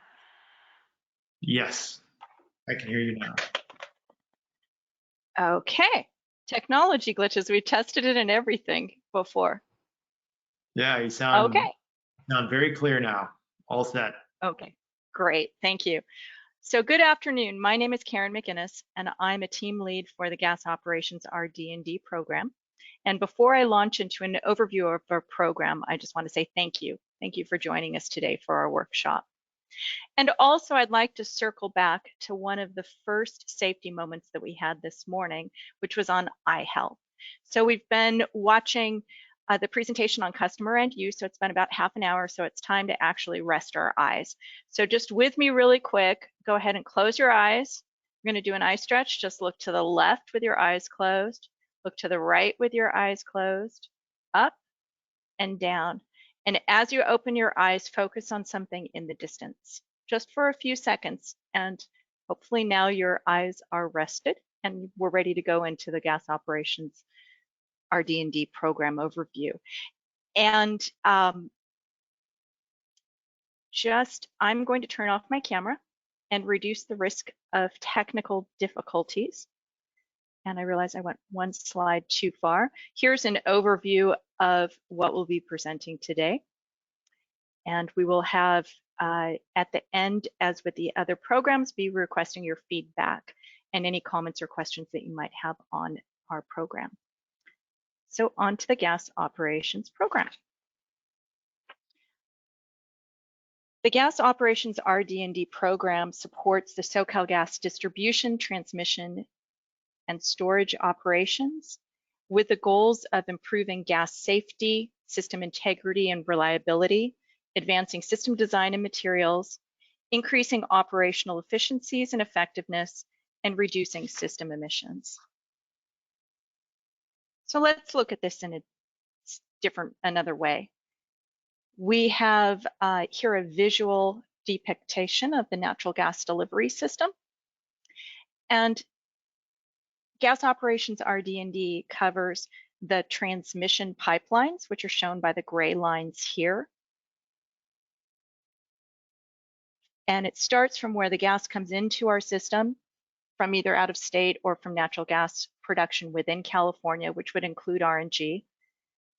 The compressor stations, the underground storage facilities, as well as going into the aqua pipelines, which depict the distribution mains and services, all the way up to the meter set assembly. Gas operations has research projects across all of the operating organizations.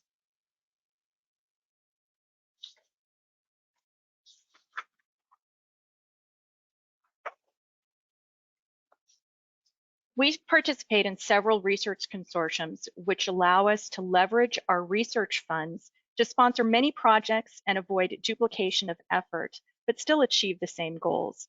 These consortiums allow member companies to share best practices, learn from each other's expertise, and increase successful development of new technologies for the benefit of the member companies and their customers. So this slide has two consortiums, Operations Technology Development, or OTD, and Sustaining Membership Program, SMP. Both of these consortiums are managed by the Gas Technology Institute, GTI.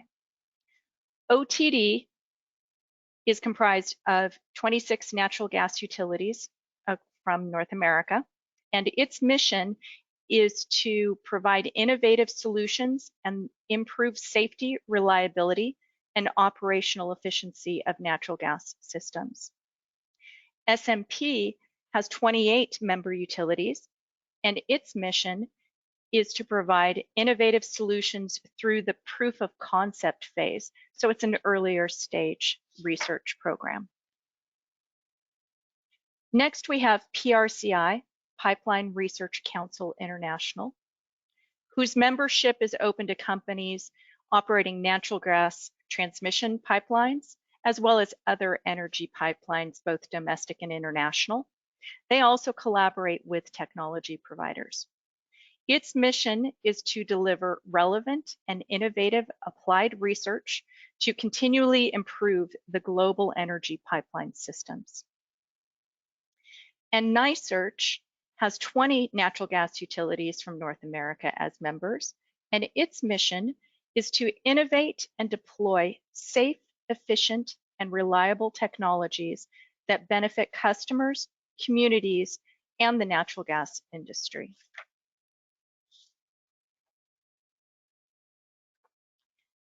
The gas operations RD&D project portfolio typically has over 150 projects per year at various stages in their project lifecycle, being initiated, in progress, or completed.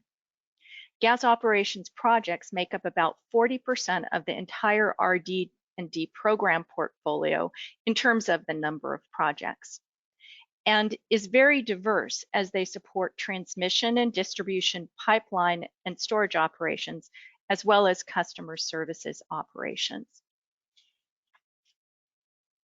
We've selected a few of the projects that are currently underway to spotlight, but if you'd like more information on our project portfolio, please check out the 2020 RD&D annual report, which is available with the workshop materials.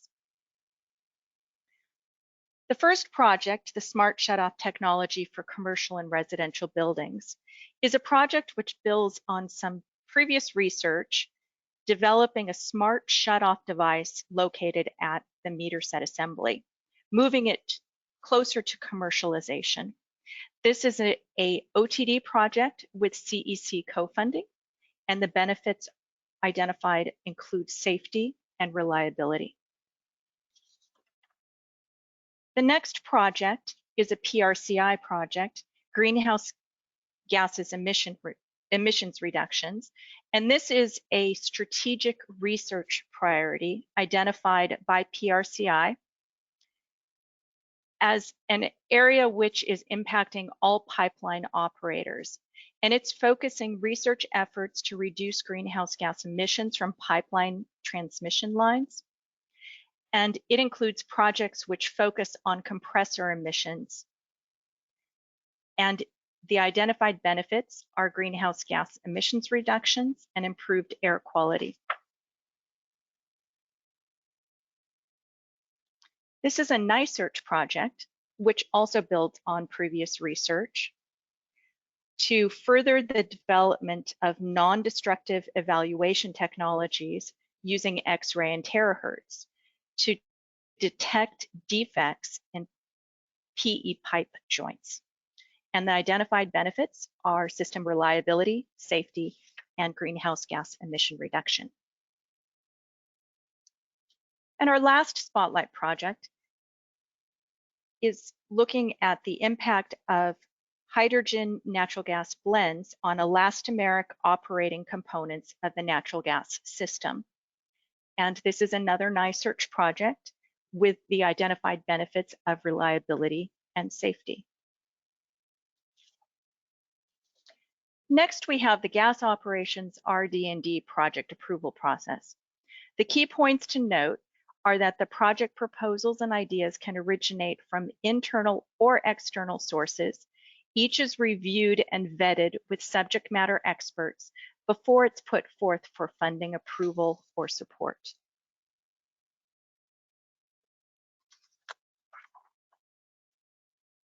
One of the selection criteria we utilize is whether projects have an identified benefit.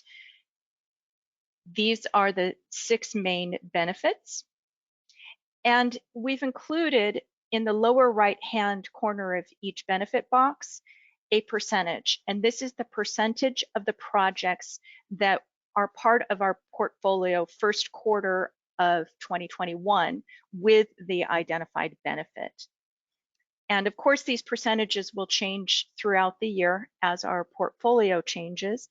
But for example, we have, as of the end of March, we had projects, 80% of our projects actually had a reliability benefit, and as well as an 80% safety benefit. So now into our sub-programs. Gas Operations RD&D has 4 sub-programs: Environmental and Safety, Operations Technology, System Design and Materials, and System Inspection and Monitoring. The first sub-program, Environmental and Safety, targets improved management of operations and facilities to support environmental compliance and safety targets, which includes current as well as anticipated future requirements. We've identified key research areas proposed for 2022 as damage prevention, combustion emissions, pipeline safety, and employee safety. These key research areas take into consideration the policy requirements and the company objectives of decarbonization and diversity of energy. Operations Technology seeks to advance and develop techniques for pipeline construction, operation, and maintenance, as well as testing of gas pipelines and systems that facilitate the continued safe, reliable service. The key research areas proposed for 2022 include steel and plastic pipeline construction, operations and repair technologies, mapping and locating technologies, and measurement equipment and tools. These key research areas take into consideration the pipeline safety regulations of DOT and the state of California, as well as the company objectives of decarbonization, diversity of energy, and digitalization. The System Design and Materials sub-program is where we have the engineering, development, and design of the natural gas system, as well as the materials that are utilized within the system. And the key research areas proposed for 2022 include gas composition and quality, system design, materials, and tracking and traceability of materials. These key research areas take into consideration the policy requirements listed, as well as the company objectives of decarbonization, diversity of energy, and digitalization. Our fourth and last subprogram is system inspection and monitoring. And within this subprogram, we leverage sensors and data science to monitor, analyze, and inspect SoCalGas systems to prevent or more rapidly respond to system issues. The key research areas identified for 2022 include pipeline systems inspection technologies, both inline inspection as well as non-destructive evaluation, remote pipeline monitoring systems, which include sensors, data analytics, and geohazard threat inspection and monitoring. And these key research areas take into consideration the policy requirements listed, as well as the company objectives of decarbonization, diversity of energy, and digitalization. And last, we have our proposed funding allocation for 2022. This percent distribution reflects the function of research cycles, as well as the fact that we are currently focused on new sources of energy, such as blending hydrogen with natural gas and RNG. And this is shown with system design and materials having 40%, which this subprogram is where we're focusing on, reflects the new sources of energy. And the next highest percentage is system inspection and monitoring, which supports improving data collection and digitalization of records. And that takes us to some questions to prompt feedback, questions, or comments from you. And at this time, I would like to just say thank you once again for attending our workshop and hand it back to you, John. Thanks, Karen. Great job. And yeah, I will take back sharing control.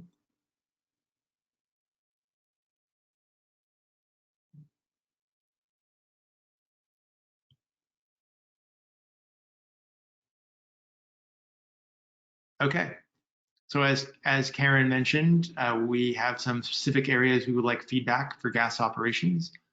I'll read them off here. Can you identify any technology gaps that should be considered for research within the gas operations program? In areas of equity consideration, are there key priorities or research areas in which the gas operations RD&D program should focus? What gas operations RD&D subprograms and research areas within the subprograms are of interest to you? And finally, what are the key drivers amongst the gas operations program and subprogram areas? How do these drivers compare to other drivers, and why are these drivers more important than others? So please consider those in your questions or in your comments for feedback. And I will now open it up to questions. Please put your questions in the question box in the GoToWebinar control panel, or you can raise your hand as an attendee by clicking on the hand icon, and then we can call on you. And we will go from there. So, and I will also remind everybody again, if you are called on, please keep your question to a minute in length. And please email any other questions you have to rddinfo@socalgas.com. If you submit your question to rddinfo@socalgas.com by April 30th, the team will respond to your question in writing. Okay, moving into the questions.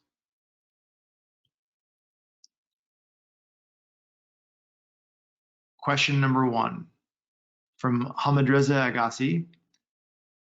Are you interested in real-time detection and composition measurement of gases inside the pipeline or indoor/outdoor environments?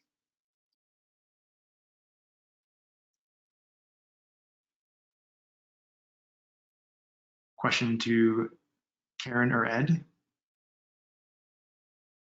Yeah, this is Ed. I can take that question. Thank you for asking that question, Howard Riza. Certainly, we are interested in any new technologies that can help us detect both the composition and measurement of gases within our system. And if you would provide us information to the rddinfo@SoCalGas.com website, we'll get back to you in that discussion. Great, thanks, Ed, and thank you for the question. So, John, it looks like Daphne was trying to ask a question. Maybe we can unmute her. It looks like Daphne put her question in just now, so it worked. Okay. So, question from Daphne DeZerko. Subprograms and research areas mentioned are all important. I would like to comment on the key area of technology testing, avoiding the quote valley of death because SoCalGas tests both internal and consortia technologies. How can we collectively assess the need in an R&D portfolio for operations on how testing increases the likelihood of implementation? And Karen and Ed, you can, I believe, see her question in the question box there too, if you'd like to review that before responding.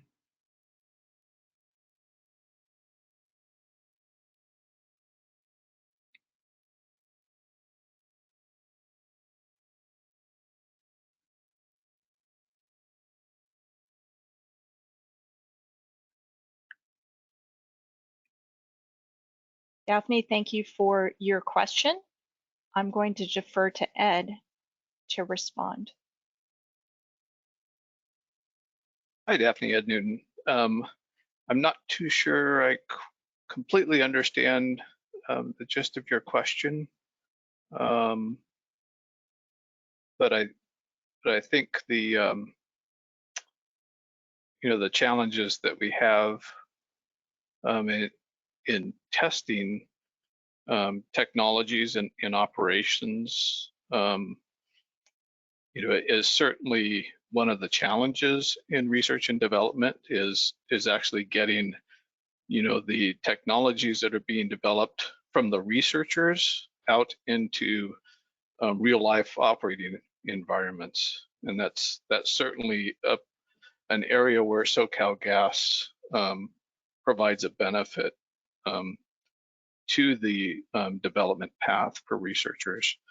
We participate extensively within the research consortiums and host many field demonstrations in order to facilitate that step in the research and development process, which really facilitates leading to commercialization and adoption within the operating organizations of new technologies.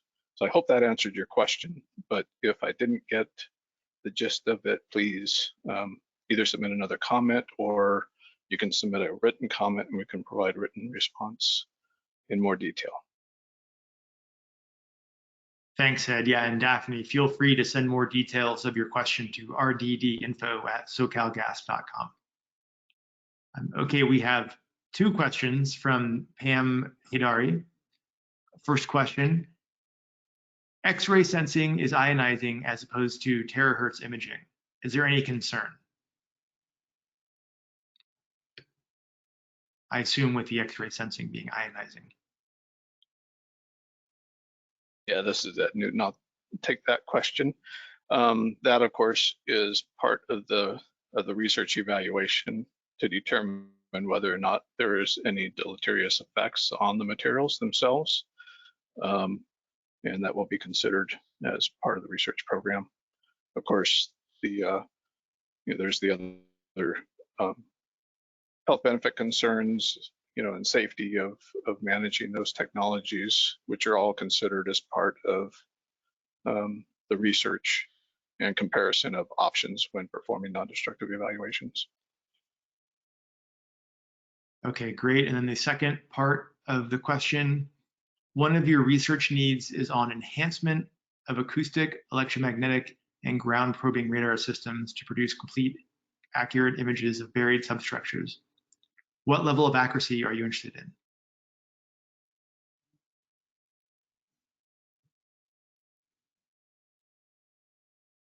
This Yeah, is that's Karen. a great question. Oh, go ahead, Ed. No, that's exactly what I was going to say. Go ahead. Yeah, that's a great question. And it does vary depending on the types of pipeline infrastructure that we're looking for. In terms of the actual accuracy, I would have to get back to you on those specific details for the various types of infrastructure. So if you want to provide some clarification, we'll get back with you with some details. Thanks for the question.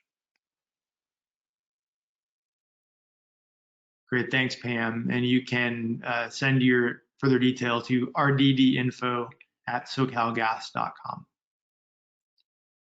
Okay, next question from David Teichrob. The RD&D program for emerging fuels, hydrogen, gap analysis, future project roadmap, includes the development of gas composition analysis tools for accurate live calorific value measurement. Has SoCalGas determined yet if your gap analysis includes live calorific values and gas composition at individual meter sets, for example, large industrial or commercial meter sets, to address future gas composition variability and energy billing accuracy due to higher hydrogen blends? Would SoCalGas be interested in a proposal to collaborate in the smart meter space if other utilities are doing work in the area? And again, Ed and Karen, feel free to review that in the question box. Make sure you got it all. So this is Karen, and speaking to the beginning of this, I believe David, what you're referring to is the PRCI state of art analysis that was just completed in this arena. If that is not correct, if you can clarify. And I'm still reading the rest of the question, but that was. Great, thanks, Karen. We'll give you a minute to read that question.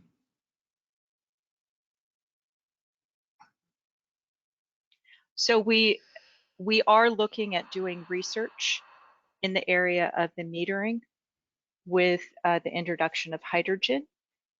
It has not been determined what research we will be supporting. So if you have some suggestions, we would be glad to hear your thoughts. And if you can just maybe provide some more information to the RDD info@SoCalGas.com. Did I get that correct? You did. rddinfo@SoCalGas.com.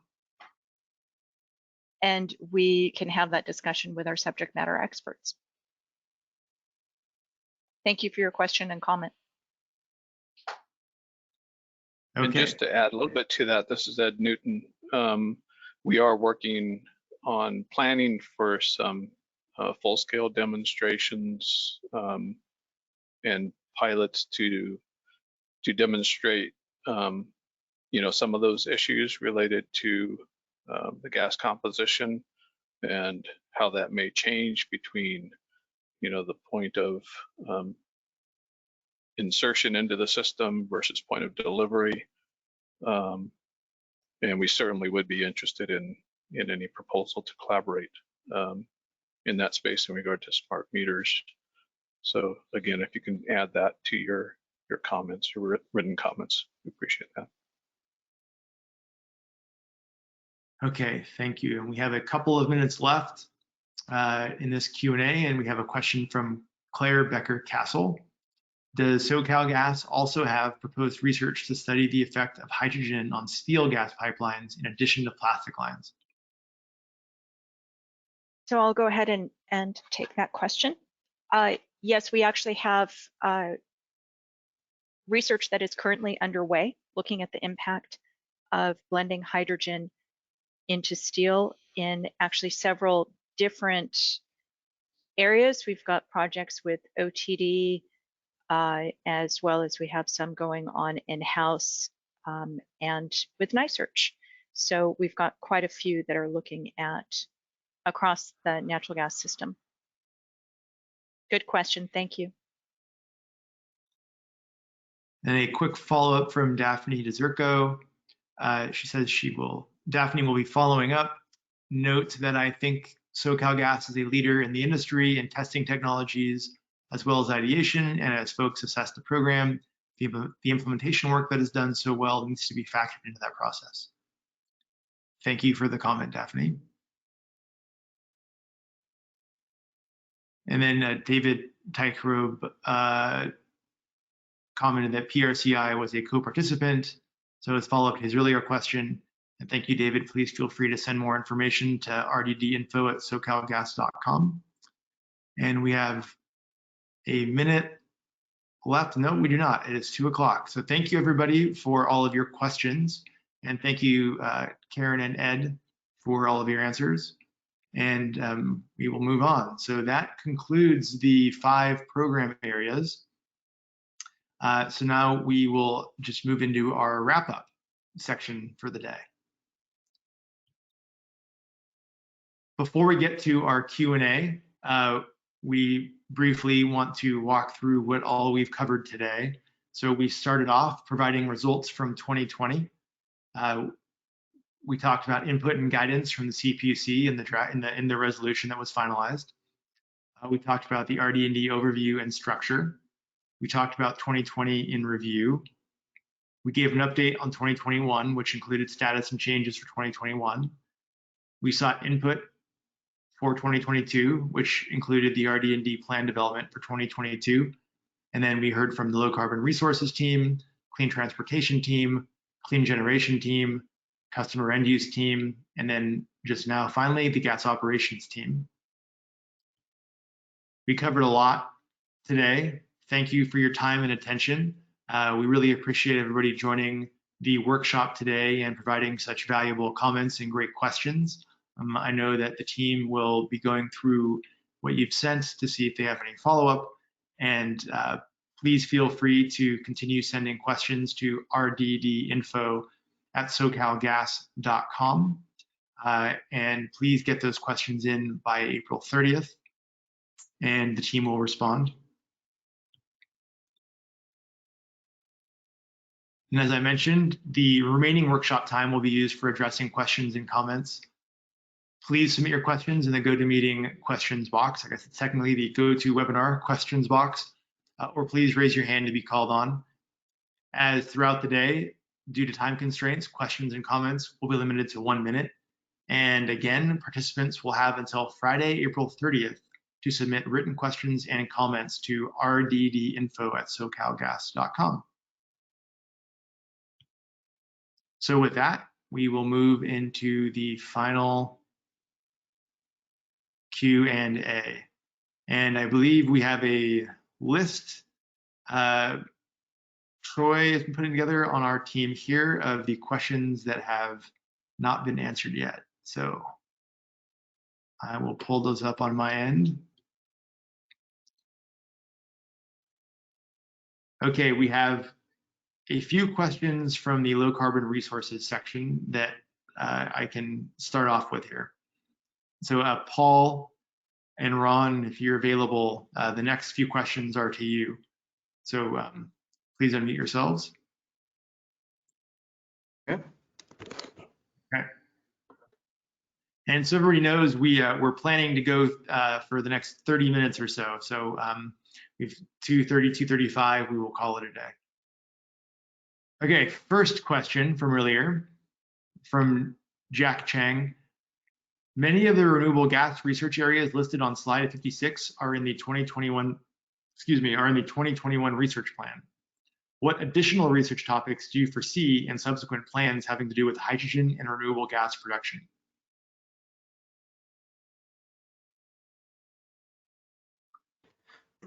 Thank you for your question. I think the focus is not on necessarily different areas, but more so on now some areas that were that did not receive a lot of attention in the past are not coming at the forefront. For example, carbon capture methane pyrolysis. These technologies right now are gaining a lot of momentum. And so, biomass gasification is another area that is also that has a lot of potential. We're very interested in exploring. So, really, it's just a matter of which research areas right now are at the forefront of low carbon research.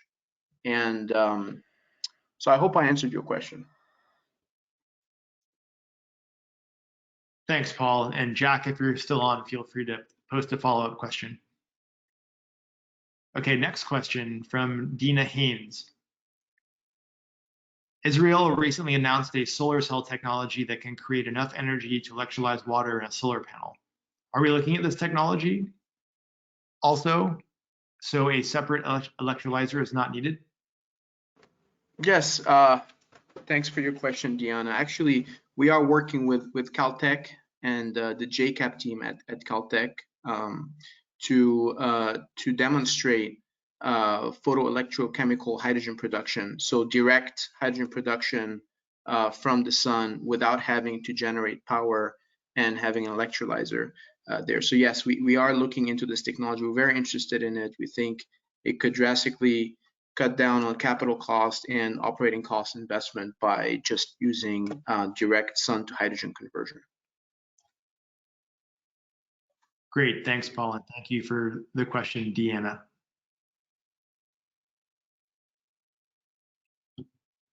Okay, next question from Claire Becker-Castle. How are net carbon emissions determined? Can you have a negative and positive carbon emissions resulting in net zero carbon emissions? Does RNG and H2 production result in negative carbon emissions?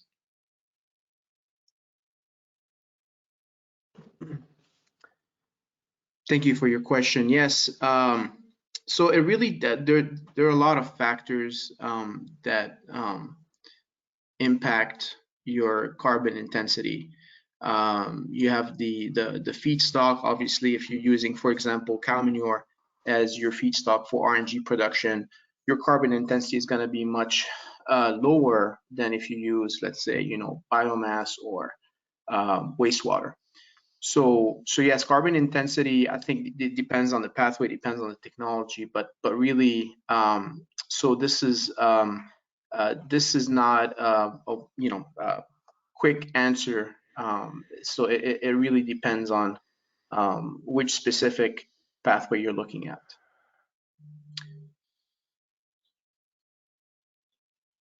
Okay, great. Thanks, Paul. But yes, I mean, just to finish my thought. Yes, if you have negative, if you're using, for example, RNG, you can effectively, balance out positive emissions if you're using, fossil source natural gas. So there could be a balance there in terms of net emissions. Okay. That's it. Thanks, John. Yep. Thanks, Paul. All right, you're on the hot seat still, Paul. We got 3 more questions. I know. Okay, from Wayne Miller. Europe has wind to hydrogen, which is blended into gas lines. Are you following? Yes, we are following, but I mean, here we do have some wind, but I think solar is the main source of renewable energy to produce green hydrogen. So the focus here is more on having solar farms coupled with electrolyzers, or if we want to direct hydrogen production. Yeah, but whether it's solar or hydrogen, you still have the same problem, which is you need a way to tap into cheap power supply, and you need to take advantage of curtailed energy. That's really important. I think people need to start thinking about how we can do that efficiently in order to bring down costs of renewable hydrogen. Great, thanks, Paul. Thanks for the question, Wayne. Okay, from Jack Chang, what is the feasibility of using RNG in methanation and SMR processes? So for for hydrogen production, RNG, if you use RNG, and if you look at the LCFS pathways, your hydrogen would have renewable attributes. For methanation, so methanation is you're actually making methane. So they are using hydrogen and CO2 to produce methane. So it's the reverse of steam methane reforming in essence. So it's two different pathways. Okay. Thanks, Paul. And Jack, feel free to follow up with the follow-on question or comment or an email to rddinfo@socalgas.com. Okay, last question from earlier from David Tychrobe. This is a follow-up on the TRL question for Paul at the wrap-up session. Okay. Do any of the program/project documents that are public list the TRL so other parties that might be interested in co-funding can understand SoCalGas's classification of the TRL? Yeah, so we don't, thank you for your question and the follow-up. So we don't really, the TRL classification that we follow is consistent with industry. So we don't have, any special, adoption standard. But really, a lot of times we work with the startup, with the national lab, and they tell us, hey, this is where we think we are, whether it's TRL 3, 4, or if it's more advanced, it's at the ready for demonstration, and it's at 7 or 8. So really, it's just so we usually work with the researchers to identify the TRL and then see how we can help advance it. In terms of public information, we'll have to get back to you on that, published TRL values. And Matt, this is maybe something we can discuss. Okay. Thanks, Paul. And now we will open it up to all new questions or comments. Please put a question in the question box or raise your hand using the GoToWebinar control panel. Alternatively, as we've said before, you can send an email to rddinfo@socalgas.com, and you have until Friday, April 30th to get those questions in, and you will get a response after the team reviews your question. So as a way to kind of stir the Q&A here, we have specific areas we would like feedback, which you've seen before, but the final wrap-up areas are listed out here. Do you have any questions from earlier in the workshop? We've kind of covered that. Are there other organizations engaged in gas research and development we should be speaking with? Are there areas of research or new technologies that we've overlooked? Are there any new legislative or policy priorities we should consider in our planning process? In what ways should SoCalGas RD&D conduct additional outreach and education with organizations engaged in gas research and development and/or the general public? So if any of you have thoughts, comments, or questions about any of those specific areas, please feel free to put them in the question and answer box, and we will get you an answer. Okay, first question in, and this is Jack Chang following up. Paul says, Jack's question on SMR more had to do with adequate supply of RNG.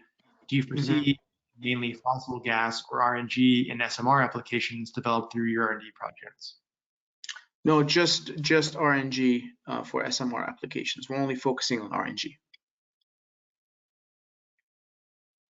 Okay, thanks, Paul.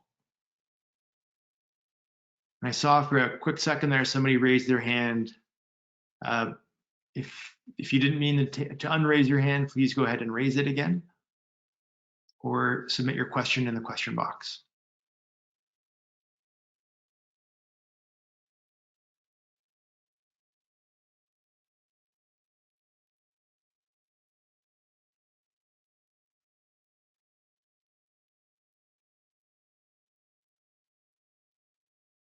Thanks again to everybody who has put in a question or a comment so far. We have a little over 15 minutes left, so please put your questions into the control panel now or raise your hand and I will call on you. thanks again for everyone's patience and diligence in asking questions and participating.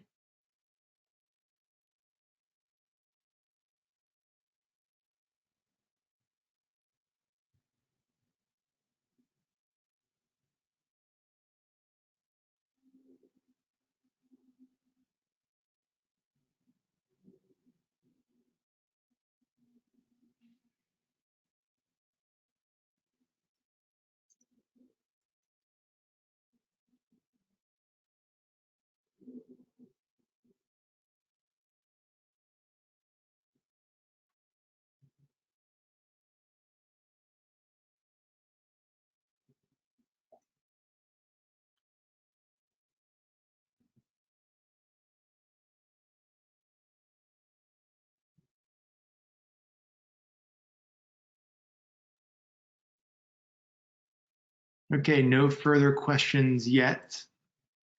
John, this is Karen, and Go ahead. I know can you just direct people to the handouts again? So if they've missed it, make sure that they know where to find the handouts. Absolutely, happy to.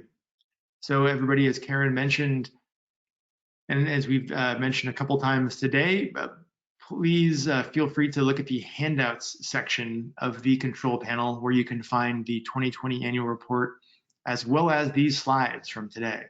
So if you look at your control panel, you'll see a handouts drop down, drop it down, you'll see two files, two PDFs. One is the 2020 SoCalGas RD&D annual report, and the second is the 2021 SoCalGas RD&D workshop presentation dated today, both PDFs. And neither of those are currently available on the website, so this is your best bet to get them before they are sent out after the workshop.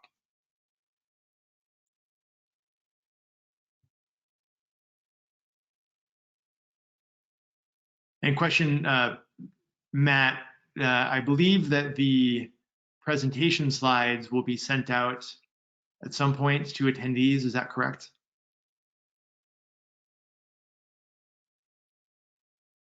Yes, we can send those out.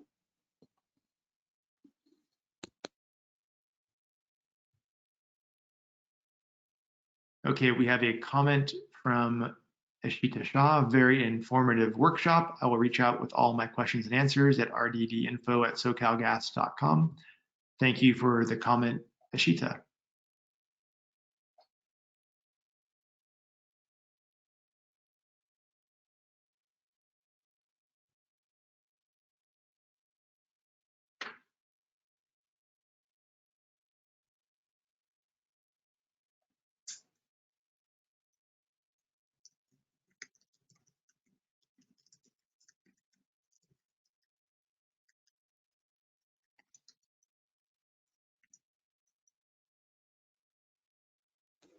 John, also note that this presentation has been recorded and all attendees will receive a link to the recording via email after the workshop. So if you'd like to go back and review any of the sections, that'll be available. Oh, great, okay. Thanks for noting that, Matt.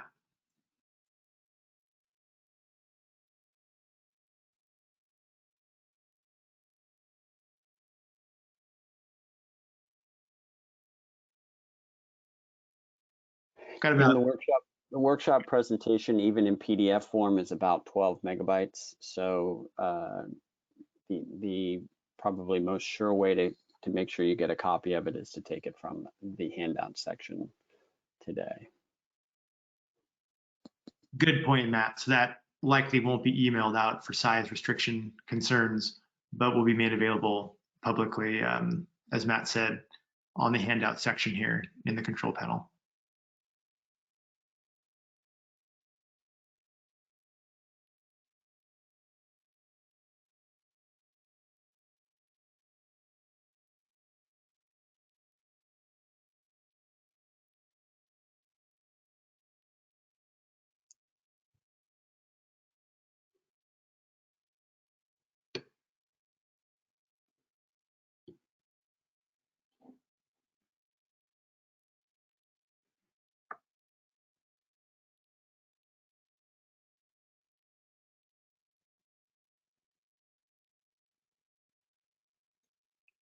All right, just over 10 minutes left. Thanks again, everybody, and thank you to all the program area leads for your presentations. It's all very informative. And if anybody has any further questions or comments, please put them in the question box or raise your hand and we will call on you.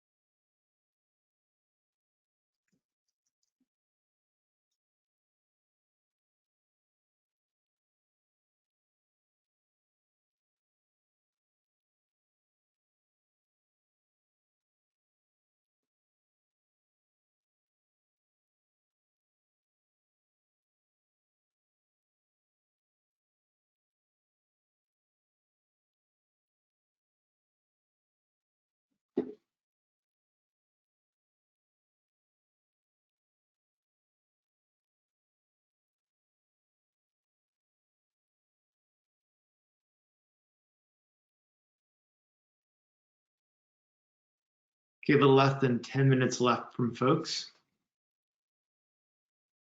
For folks to answer their questions, for folks to ask their questions, excuse me. Please submit your questions into the questions box or raise your hand and we will call on you. But there's still several folks on the line, so please feel free to raise your hand.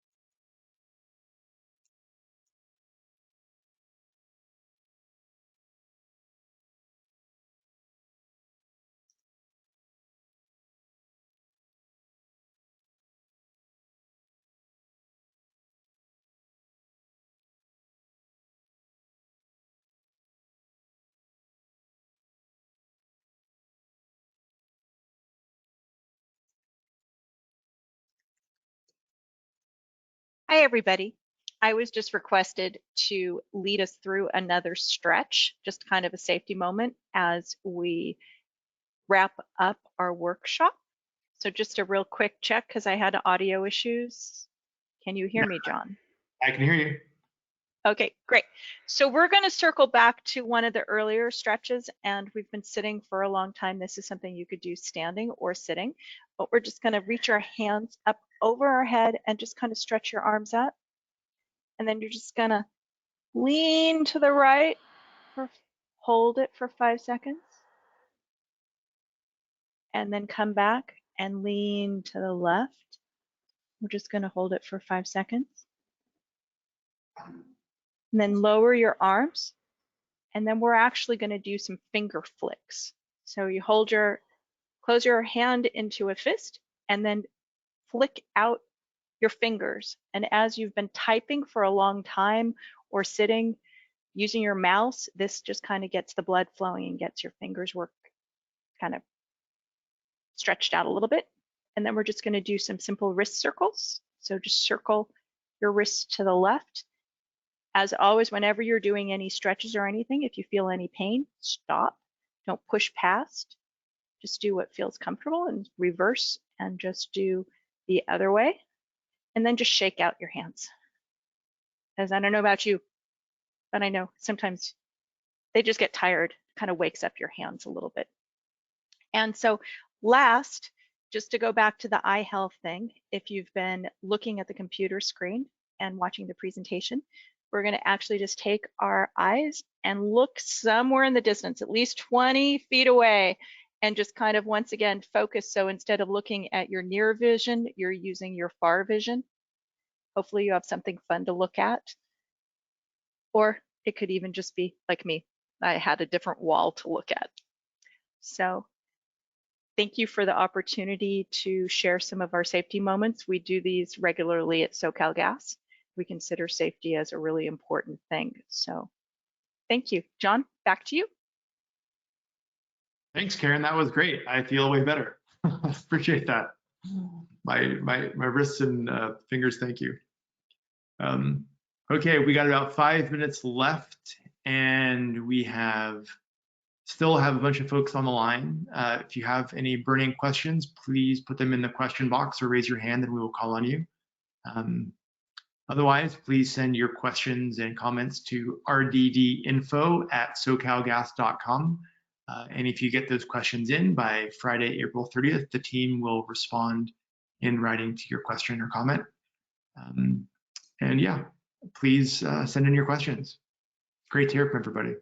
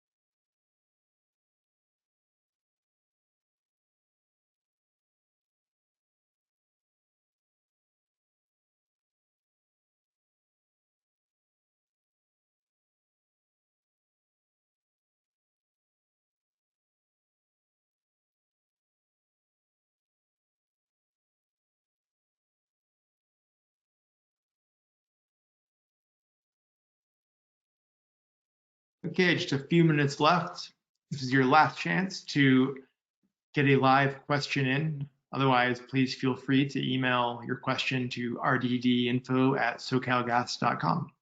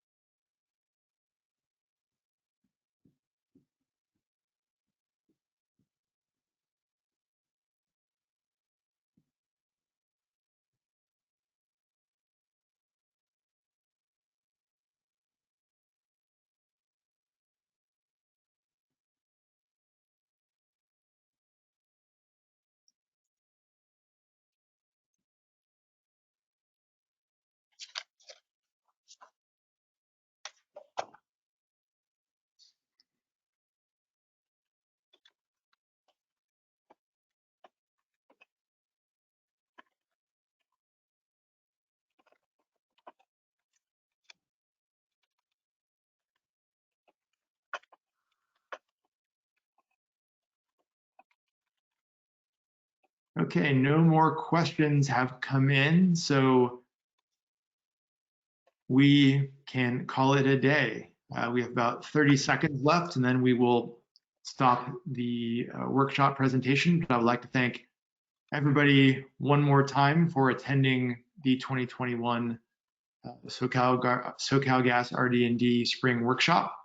A lot of great questions and comments, and we appreciate your attention.